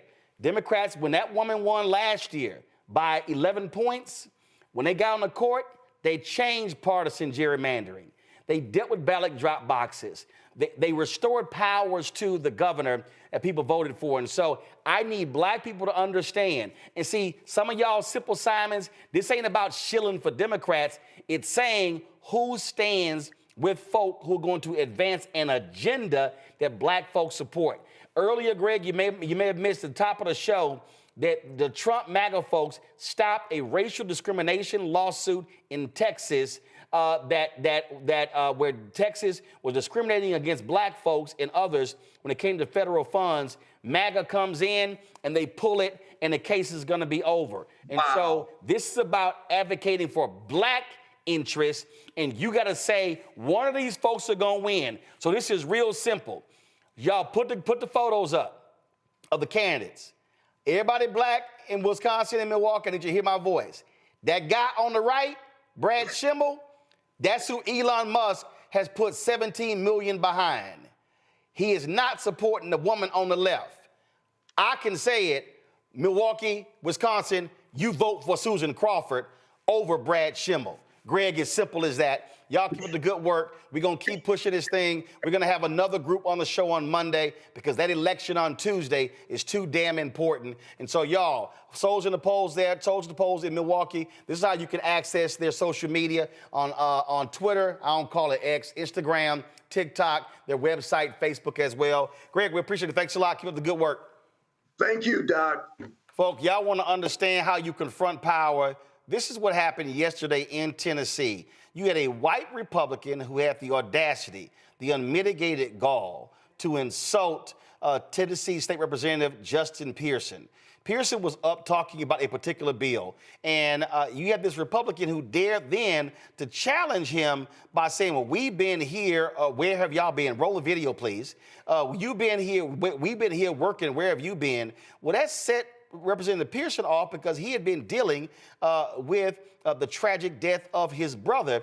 And at the end of the meeting, Pearson wanted to get in homeboy's face. Well, Representative Pearson joins us right now on Roland Martin Unfiltered. And you had folks who were grabbing you, Representative Pearson, holding you back when you got in that Republican's face. And he sat there stoically with a smart-ass grin on his face. But he knew exactly what he was doing. He knew why you had not been there. And so that was about insulting, frankly, your integrity, your credibility, and your honor as you were taking care of your family in the wake of your brother's tragic death. Absolutely. The vitriol that's coming from Republicans in the state of Tennessee, like Andrew Farmer, and across this country, is doing nothing but seeking to destroy, denigrate, and divide people. And it was very hurtful and harmful what he was saying, because the truth is my fiance was watching that video, my mama was watching it, my daddy was watching it, my other brothers were watching it, our entire community was watching him really try and be, not try, but be vitriolic toward me after the tragic loss that we have suffered. That's been the most painful, most difficult time of our entire lives. And so, yes, I went to approach him and to let him know that that's unacceptable. And we cannot allow what's happening with Trump and Musk and their attitudes and the way that they're treating people and exiling and trying to silence voices and bully people become the norm. I refuse to allow it to happen, and that attack to happen on my brother, God rest his soul, Tim Pearson, but also to my family, to my community that I love, appreciate, and serve. And we all have a responsibility of standing up and speaking up when we see people doing things that are hurtful and that are harmful, particularly when we're talking about sensitive issues such as homicide, such as suicide. And the legislation that I was bringing forward was intended to repeal permitless carry, which we have in our state. And since we passed that law, we've seen an increase in homicides. We've seen an increase in suicides. We've seen an increase of the very problem that we are now dealing with and grappling with as a family that has shattered so many families across our state and across our country. But instead of talking about the legislation and the work that we needed to do, he wanted to have a personal ad hominem attack against me. And it's a personal thing that he has. I don't know what. He's the same guy who had the resolution to expel me 2 years ago. And I didn't even know what he looked like at that time or where he represented. And so he's got something personal. But the reality is we've got a real problem that we've got to solve that is hurting black families and hurting families across this country every single day. This is a freeze frame of that arrogant individual sitting there with his smug look on his face. And at least the chair of the committee had the decency, and guys, rack that up. The chair of the committee had the decency after this guy attacked you to talk respectfully and as what you dealt with. And I don't know if the person who spoke is Democrat or Republican. Y'all, Republican. This is what so just play what he said. This is how you handle that. Go ahead and play it, guys. Previous question has been called on the bill. We have objection. Okay. We are now voting on previous question. All those in favor of previous question, say aye. Aye. Those opposed? No. And the other people who died.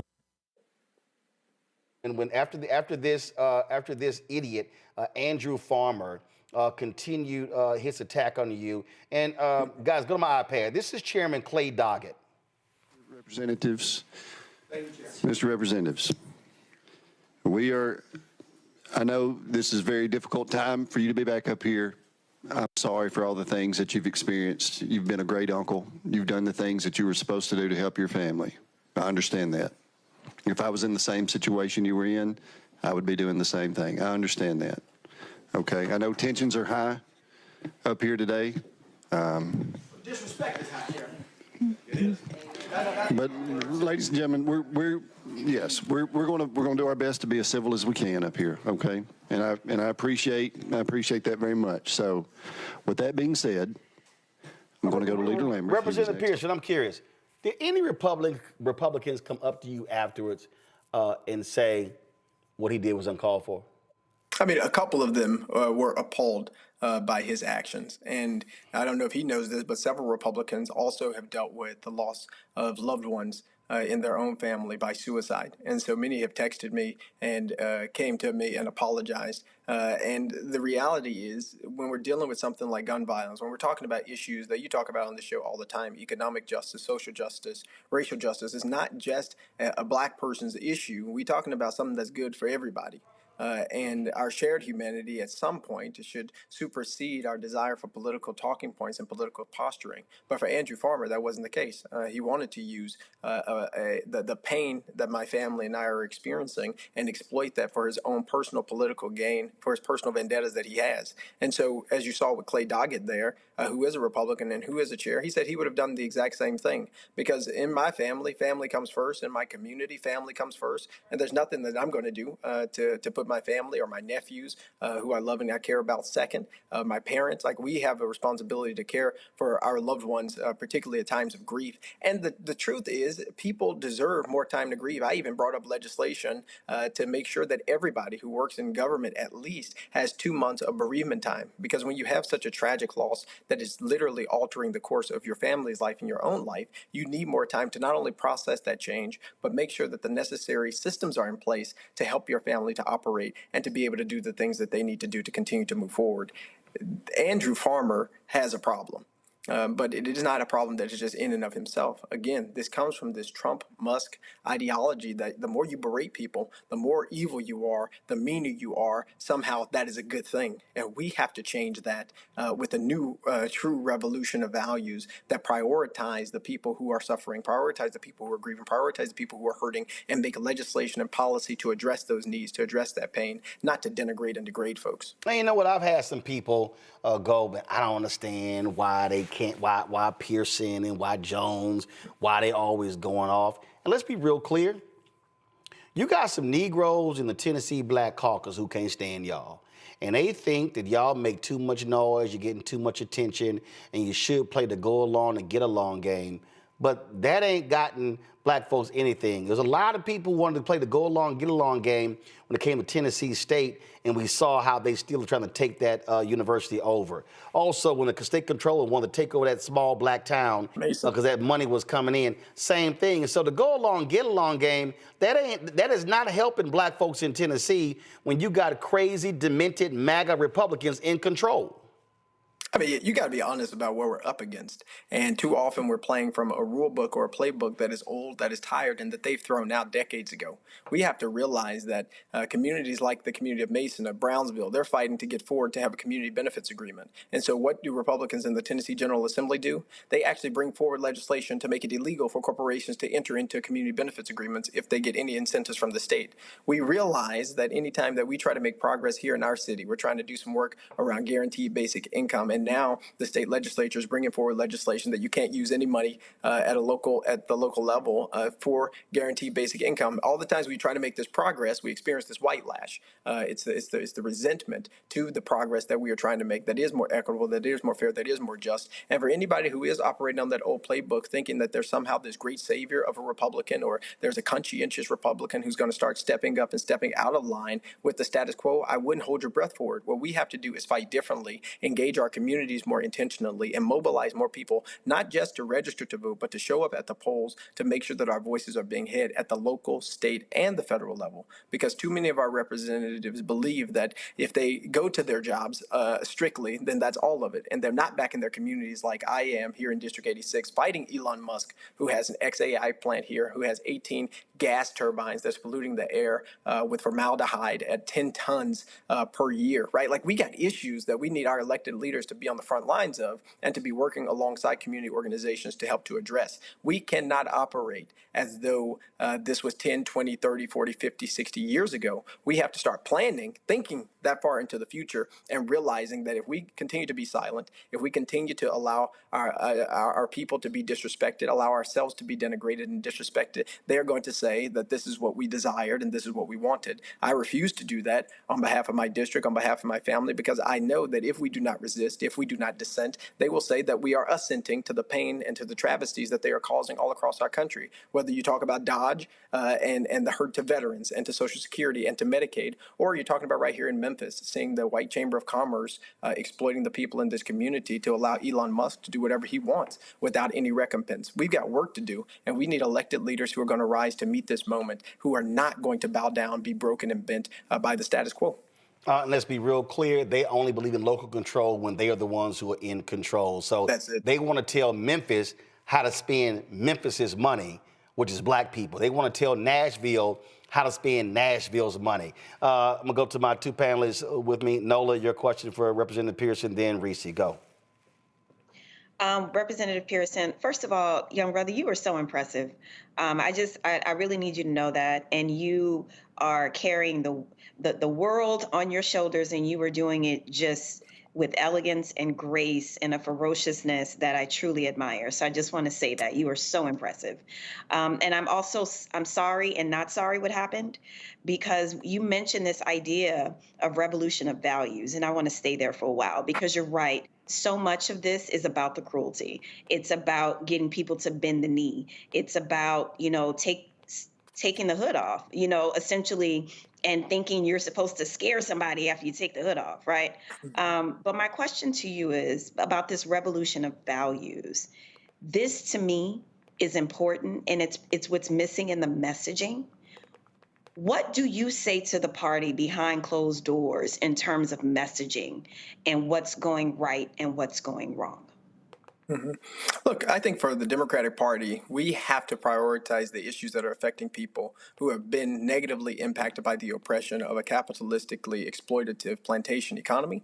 We have to address the reality of our situation that has two billionaires, it's literally the Trump-Musk administration, hurting the future prospects of our nation. And to my colleagues and to people in the party, look, we work and we fight for working class people.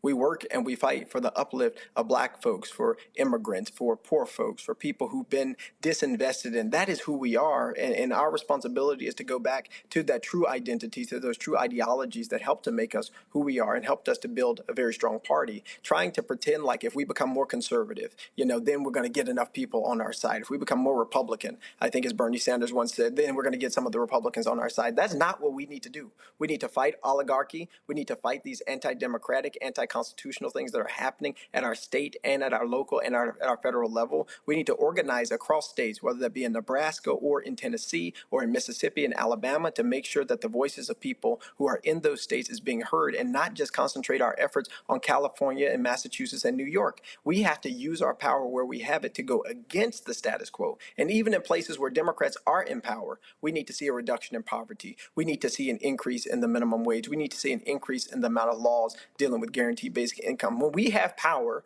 we've got to use it. And where we don't have power, we have a responsibility to build it. But we don't build it on the backs of people who are already oppressed. We don't build it on the backs of people who are already suffering. Instead, we come to those communities and do things for those communities to help them and to show them that, look, we are in this fight, not for every 4 years for a presidential election, but for county commission, for public utility board, for city council, for the mayoral race, for the sheriff's race, because we want you to live a life of peace, of joy, of happiness that God's called for you to have. We are not there yet. I think Ken Martin and some of the other folks have a different vision than we've had in the past that we need, which is proximity to poor folks, proximity to working class folks, proximity to people who have not had access to power. That's what we have to do as a party, and that's our work. It's not to be friends with all the billionaires and millionaires and then shut up as they pollute the environment that we breathe. Reese, of course, moderated a conversation on Monday between DNC Chair Ken Martin as well as Congressman Hakeem Jeffries. We streamed that right here on the Black Star Network. Reese, what's your question? Thank you, Roland, for streaming that. I did see that. First of all, Representative Pearson, my condolences to you and your family. And I absolutely salute the fact that you have been tireless in your work. Your advocacy extends beyond being an elected official and the votes that you cast. And I know that throughout your career, the Republicans have been trying to silence you as much as possible. And that stunt that POS, I'll be respectful, tried to pull is a part of the pattern that Republicans use in trying to deflect away from what they're doing. So I would just like to know for a second, he was deflecting and he was trying to put it back on you in a very disrespectful way. And civility is not what they're really looking for. They're looking for you all being docile because they are the opposite of civility. So if you can, for the audience, just give people a handful of things or one or two things that these folks are trying to deflect away from by constantly trying to silence you and your colleagues. Yeah, I mean, the silencing of elected leaders who have been sent by their constituents to speak on their behalf is something that is becoming a core tenet of the way that the supermajority Republican Party in the state of Tennessee and so many other places is operating. Another way that you see this show up is in legislation. Bills that Democratic representatives bring forward oftentimes don't get a second in committee, which means that they don't get heard, or committees get closed right before that representative speaks. That's actually happened to me. Right before my bill was presented, they adjourned the committee for the rest of the year.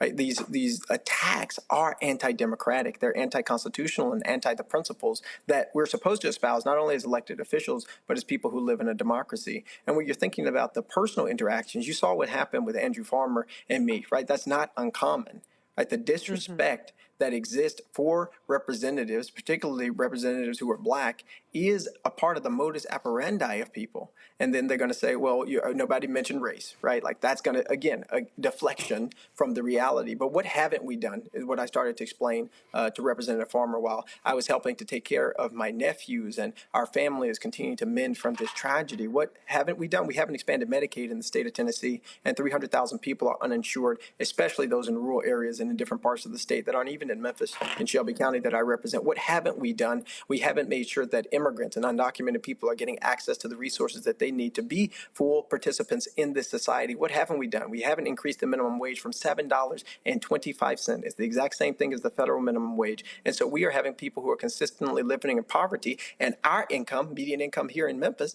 is $32,585, which isn't enough for anybody to live off of in an adequate way. We haven't improved the educational quality and outcomes of people. Right now, there's an attempt to take over the school board, but there's not an attempt to make sure that equitable resources are being given to schools that is not based on property taxes. And so the poor remain poor while the wealthier continue to get rich. We haven't addressed the systematic and systemic issues that are plaguing our communities, black communities, Latino communities, queer communities, communities filled by people who are oftentimes overlooked and underinvested in. And so the work, right, is to not deflect. It's to get in the trenches. Is to ask hard questions, is to use the research and the data. And if the articulation of my words and the education that I've been blessed to be able to get, because my mama's a teacher with a doctorate degree and my dad is a preacher with a master's from Howard University, upsets you, that's your problem. But my responsibility is to advocate on behalf of our community using the information that I know can help us to move things forward. And we all have to do that. It's all of our responsibility to stay engaged and to continue to this fight for justice and to build this movement for justice rooted in love. Period. Again, Representative Pearson, condolences to you and your family for your loss. It is never easy to when a loved one, whether it's a mother, father, brother, sister, passes away, but also keep up the fight, keep standing firm. And they hate when you're righteous. They hate when you bring the fire. What they really want is they want a lot of us to just shut up and be quiet and fold. They want us to be like a lot of the people who have given up, who no longer want to be in this fight. But as I always, I love playing that video from the Tuskegee Airmen when that in the movie Red Tails by George Lucas, and I purposely keep that. I purposely keep that near me because, again, a lot of our folk, we give up real easy. We give up real easy, and we get frustrated. And a lot of people right now, they're like, well, you know what? The election is over, and people are saying, well, you know what? We just gonna rest. We just gonna sit here and sit down. And I keep saying, no, there were people like Tuskegee Airmen. They couldn't sit down and rest. They could not sit down and just say, well, we're just gonna give up. And I always play this scene. And so this 15 seconds, if you don't have it on your phone, I keep it on my phone whenever you need it. And actually, there's a couple that I always play. This is one of them. Watch this. Nothing's difficult. Everything's a challenge. Through adversity to the stars. From the last plane to the last bullet to the last minute to the last man, we fight. We fight. We fight. We fight. We fight. We fight. And that really is the story of black people in America. That's it. That's it. We fight. We fight. And we can't not fight. And praise God, Roland, that there were some people who didn't know who we were going to become that fought for us. And we know that generations from now, there are going to be people who come who will say, praise God, that there were some folks who fought and they never knew our names. Absolutely. Representative Justin Pearson, we appreciate it. Thanks a bunch. Thank you so much. I appreciate you. Let's keep fighting. Yes, sir. Appreciate it. Folks, we talk about fighting. Yesterday, I played a video of Congresswoman Stacey Plaskett. She was really fired up about what's going on with Social Security and all of these various cuts. I want to play this for you. Watch this. And you know what? This place is broken because Congress has abdicated its responsibility to be the ones to find that race, fraud, and abuse and to do something different about it. We're letting somebody who's unelected, who's an auditor, now he's an auditor. Is he everything? Is he God? To be able to do what he wants to do with the American people. It's got to stop. I yield back. Now, that was, again, Congresswoman Stacey Plaskett of the Virgin Islands. And remember, we told you what Howard Lutnick said. Howard Lutnick is worth $4 billion. And he gave an interview, and he made this comment about, well, what would happen, if Social Security checks were laid, and it's really no big deal because his 94-year-old mother-in-law wouldn't complain. Let me remind you of that. Let's say Social Security didn't send out their checks this month. My mother-in-law, who's 94, she wouldn't call and complain. She just wouldn't. She'd think something got messed up, and she'll get it next month. A fraudster always makes the loudest noise, screaming, yelling, and complaining. Reese was being very nice when she called, when she said POS. No, Howard Lutnick, who's worth $4 billion, is absolutely a piece of shit. And he's also joined by the world's richest person, Elon Musk, because moments ago on Fox News with Bret Baier, this is what Elon Musk said about Social Security. No, in fact, what we're doing will help their benefits. Legitimate people, as a result of the work of DOGE, will receive more Social Security, not less. I want to emphasize that.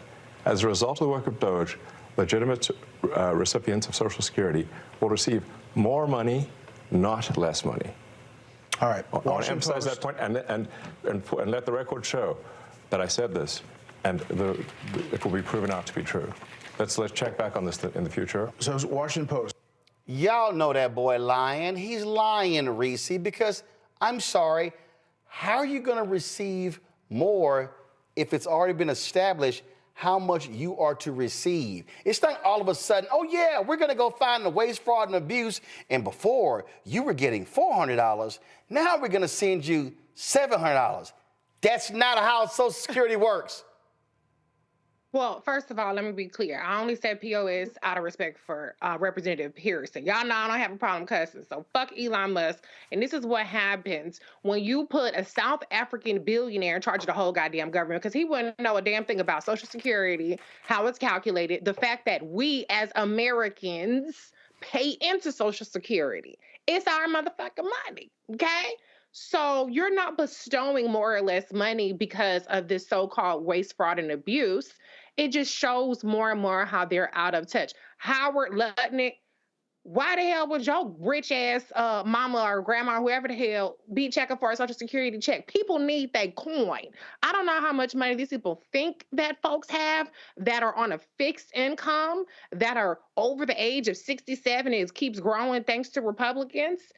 People are going to raise hell because they need that check. And these people, these Republicans from the Trump administration, are doing more and more to stand in between people and the money that they have put into this system. The bullshit they're trying to do around eliminating phone verifications, trying to force people, not me being respectful of the fact that if you're elder, you're on a fixed income, it's going to be harder for you to take your ass into somebody's office. Not everybody has access to internet to do this internet verification, and so on and so forth. And that doesn't even include what the acting Social Security director has been saying about basically threatening to shut down the operations of Social Security because the judge tried to block him from getting Doge access. So these people are playing in your faces. And I want you to hear this in particular, Florida, 1st and 6th District, because I know a lot of y'all are on Social Security. And I know a lot of y'all keep voting in these goddamn Republicans because you think they playing about going after Social Security. But these people right now are telling you, if unchecked, which Republicans have completely abdicated their responsibility to do, they're coming after your benefits. And then when you try to cry about it and your ass is evicted and you can't put food on your table, they're going to call you waste, fraud, and abuse. So what you going to do about it? Elections are on April 1st. Get your old ass out and vote for the Democrats, period. And in Wisconsin, too. Well, the election in Wisconsin is April 1st. You have constitutional amendments in Louisiana on Saturday. March 29th. And we absolutely should be voting in that case. Here's the whole thing here, Noel. I'm going to play one more clip because I need people to understand what the game is, okay? The Republicans are all about bumper stickers. So what is their bumper sticker? Waste, fraud, abuse. Waste, fraud, abuse. Waste, fraud, abuse. Waste, fraud, abuse. That's all you hear on Fox News. Waste, fraud, abuse. Oh, the only people who are complaining are fraudsters. The only people who are complaining are fraudsters. Listen to Elon Musk moments ago with Brett Baer on Fox News. Righteous indignation, the fraudsters. Come on, guys, have the audio up. Here we go. Listen. Most amount of fake righteous indignation, the fraudsters. It's a tell. There's some of these NGOs that are crazy, like the $2 billion to Stacey Abrams' NGO that basically didn't exist and suddenly gets $2 billion awarded from the federal government. She has, why? And there are many such cases like that. I think that most people, common sense-wise, would say the fraud's got to end. Yeah. They're concerned about the 94-year-old mother who skips a check or somehow doesn't get what she's supposed to get. See, I want y'all to understand what they're doing here. Again, Nola, they're sitting here going, oh, you saw how he did that. Oh, the fraud. Then he slides in Stacey Abrams, got $2 billion. Here's the reality. Doge ain't pinpointing no fraud. They literally are canceling legitimate contracts. They cannot back up what they're doing with facts, and they're constantly having to revise their numbers because they then go on Fox News, they lie about the waste, fraud, and abuse they found, and then when somebody calls them out on it, oh yeah, let's revise it down, but the lie has already been circulated. Mm-hmm. They were rolling out messaging. They were testing messaging. That's what that was about. And to your point, because Elon Musk doesn't strike me as a really confident person, the way that he slid Stacey Abrams in there and attached $2 billion to her name, which is basically putting a target on her back, right? Which is to say, why Black woman, you're getting money, you're not building spaceships, because the money that Elon Musk gets from the government, in his mind and people that support him, that money is okay. Give him all the things, give him all the money. But this Black woman down in Georgia, it must be fraud. So what is going to happen? People who speak up about Social Security, they are branding them. This is basically the new welfare queen message, right? So anyone that speaks up about, hey, I didn't get my benefits, or my mom or my grandmother, oh, they must automatically be committing fraud. Nothing has to be proven. We've seen with this administration, they don't need to provide proof of anything, nor do they need to provide a plan for anything, right? So to me, this is testing messaging, and they're trying to see if it sticks, and they're trying to see if it lands. Yep, that's exactly what it is. So I just need people to understand what's going on, what they're doing here. It's no different than the announcement that the Department of Health and Human Services is laying off 10,000 people. Oh, these researchers, these doctors, the employers, they're not important. I'm warning everybody right now. Watch what happens when you see an increase in salmonella cases. You're going to see an increase in drinking water cases because they are getting rid of all regulation. They're getting rid of inspectors. They're getting rid of people who are there to keep us safe when it comes to prescription drugs, when it comes to testing, when it comes to studies. They don't want any of this, Reese. And when they talk about waste, fraud, and abuse, in Social Security, and don't y'all also notice, isn't it amazing? HUD, HHS, USAID, Social Security, Department of Education, they're silent about the one department that gets the most money everywhere than any other agency in America, that gets almost $1 trillion, that has the highest documented amount of waste in America, and that's the Department of Defense. Real silent about them, Reese. Well, maybe that's in the Houthi signal group chat. Maybe they having that conversation there as opposed to having it publicly. But the crazy part, Roland, was they actually increased in this past continuing resolution the budget for the Department of Defense. And so they are cutting federal workers, but certainly that money is going to go to contractors like Elon Musk, who has got his paws in every single doggone bucket. But the reality is we have to look at all of these policies that they're putting out, the way that they're dismantling our healthcare infrastructure, our educational institutions, because those are largely funded by research grants, the way that they are attacking Social Security, Medicare, Medicaid, SNAP, it's referred to, food stamps, SNAP food stamps. All of these things put together, and by the way, climate change, combating all that stuff put together, it paints a very clear picture. This is about pruning the population.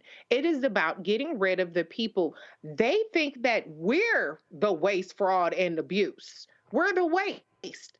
They want to get rid of the human waste, the people that they think are sucking on the teat of the billionaires, even though the billionaires are using our resources to buy them yachts and trips outer space. We're the waste. And once people start to realize that they don't see the humanity of people who have different abilities. They don't see the humanity in Black people. They don't see the humanity in people outside of the United States. Then they will understand that the waste is us, okay? And they're never going to be satisfied until they diminish the wasteful population. So this is a matter of survival that people have to understand. It is truly about life or death. It is truly about generationally, are we going to be better off because of these policies, if we even around to have that conversation? And so just so you know, this is a story I pulled up, Nola. You take the F-35 Joint Strike Fighter that was supposed to cost $200 billion. The lifetime cost of that program has soared to $1.7 trillion and has more than 800 unresolved design flaws. And it shows you and you're going to love this graphic right here. The Pentagon has a budget of more than $800 billion a year. In its most recent audit failure, the Pentagon could not account for over half of its assets. But DOGE ain't going near the Pentagon budget. They'd rather focus on Social Security checks of old folk in America. Well, this is part of the problem where you move fast, you break it, and you keep building, right?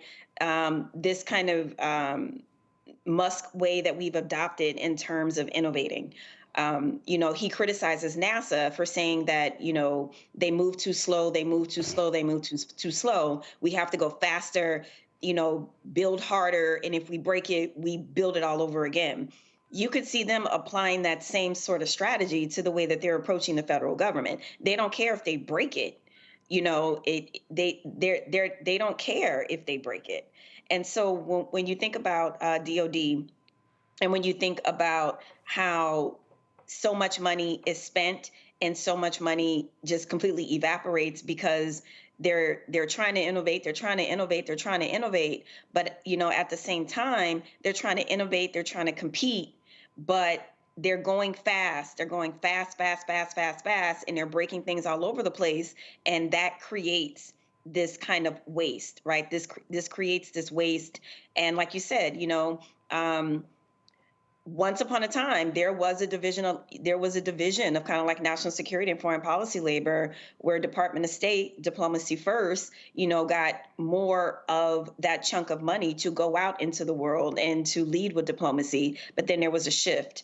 There was a policy shift, and DOD has, over time, definitely been the agency where the money kind of goes and disappears. So, I don't have much to say beyond that, other than I just don't think this model of go fast and if we break it, do it all over again, I do not see how that is a sustainable model. Indeed. All right, then, folks, I certainly appreciate you, both of y'all, joining us on the show. Thank you so very much. Of course, Greg, thank him for joining us earlier as well. Appreciate it, folks. That is it for us. Hey, tomorrow we're going to be live streaming the Teacher of the Year Gala of Friendship Public Charter School. I am emceeing that again. I think this is either the 8th or the 9th consecutive year I've done their gala, so look forward to that. So we'll be live streaming that. So check that out. Also, lots of great content we're going to be having this weekend as well. And so even when we are not live, we still are pumping out our content. Also, don't forget, we actually have a 24-hour streaming channel on our YouTube page. So you have the YouTube page. We also have that streaming channel, so y'all can check that out as well. So if y'all got beauty shops and barber shops, y'all can just pull that up, and that thing just runs continuously.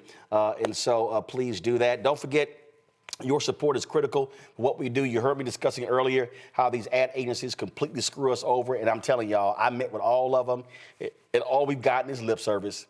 Just a bunch of meetings, same old nonsense, nothing else. No money, no insertion orders, more lip service. And so your support is absolutely critical for the work that we do, for the expansion plans that we have.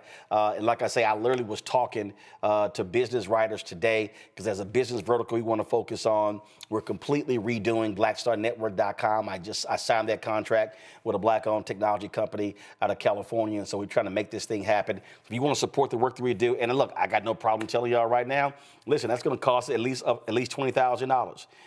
And so that's real money that we're going to be paying out. And so when you give, understand what you are supporting. So if you want to support us via Cash App, use the Stripe QR code. Here it is right here. If you're listening, go to blackstarnetwork.com. You can also use the Stripe QR code if you want to use credit card as well. You can go to, of course, you want to send your checking money order at P.O. Box 57196, Washington, D.C., 20037 7-0196. PayPal is R. Martin Unfiltered. Venmo is RM Unfiltered. Zelle, Roland at RolandSMartin.com, Roland at RolandMartinUnfiltered.com. Download the Black Star Network app. We're about 8,000 away from hitting 150,000, so I'd love for us to hit that. And so please, you can download the Black Star Network app. Apple phone, Android phone, Apple TV, Android TV, Roku, Amazon Fire TV, Xbox One, Samsung Smart TV. Also, you can get your Roland Martin Unfiltered Black Star Network gear. Get that as well, folks. The merchandise, of course, T-shirts, hoodies, wall art, mugs, you name it. You can also get our new shirts, hashtag We Tried to Tell You, FAFO 2025. And also, don't blame me, I voted for the black woman. Go to rolandmartin.creator-spring.com, rolandmartin.creator-spring.com. The QR code is there as well. Or go to blackstarnetwork.com. Get my book, White Fear, How the Browning of America is Making White Folks Lose Their Minds, available bookstores nationwide. Get the audio version I read on Audible. And you can also, of course, download the app Fanbase. Y'all be sure to download Fanbase. We want to pick up another 1 million followers to Fanbase. And you can, of course, also, if you want to invest in Fanbase, about $10.9 million, approaching $11 million has been raised. The goal is to hit 17 million. Go to startengine.com/Fanbase for more information. Y'all, that's it. I'm going to see y'all tomorrow right here on Roland Martin Unfiltered on the Black Star Network. If y'all want to see more of our content, you missed the show yesterday, a lot of our great segments, go to our YouTube channel. You can see all of that. And keep in mind, the reason we want you to go to the YouTube channel, because we drive more revenue there. So when you watch our videos, when you share our videos, when you are passing them around to friends, this is what we want you to do. And I appreciate folk when they're sitting here grabbing our clips, but here's the whole deal. When y'all grab our clips and put them on Twitter, whole segments, we don't make any money. We're not making any money. I am not, let me be real clear. I am not enrolling in Twitter's program, and I could, and we could be making money off of that. but I'm not giving Elon Musk any money. Are we still on Twitter? Yes. But when people grab our whole segments and put them on Twitter, you're actually costing us money. So we put clips, 60, 90 seconds, and the whole goal is to drive people back to our YouTube channel because we're trying to maximize that revenue. Yes, we stream on Facebook. It don't do much for us. But we still generate some money. That's one of the reasons why we don't stream our content on Instagram, because same thing, it doesn't do anything for us. So our whole goal is to maximize our views so we can maximize the revenue to be able to hire more people and bill. And so I just want y'all to understand why we do what we do. Give me 1 second. Somebody's been an asshole on the YouTube channel, so they just got blocked. Don't think I don't pay attention. And so that's why we do what we do. So just understand what we're doing here. And so there's a strategy involved. And so we're driving that content back to our YouTube channel to maximize the revenue. So when you're buying merchandise, it's there as well. And so when I'm telling people, also when we ask you to give to Cash App, PayPal, Venmo, Zelle, even versus the YouTube, we know that money is going directly to us to be able to pay for all of these different things. Because listen, everything that y'all see right here costs money. Literally, the 4K camera you're watching on, the streaming unit that we're sending it to that goes to Switchboard Live, a black-owned company, then it goes out to all the channels. All that stuff costs money. There are monthly fees associated. And so, you know, listen, it's $195,000 a month to run this entire network. And so your support absolutely is important. So we appreciate everybody. More than 35,000 donors have given to us. And so we appreciate. And so a lot of different things that we're adding because we want you to have as much information as possible what's happening in this country and in this world. Hey, folks, I'm going to see y'all tomorrow. Holla! Black Star Network is here. Oh, no punch! I'm real revolutionary right now. Thank you for being the voice of Black America. All momentum we have now, we have to keep this going. The video looks phenomenal. See, there's a difference between Black Star Network and black-owned media and something like CNN. You can't be black-owned media and be scared. It's time to be smart. Bring your eyeballs home. You dig?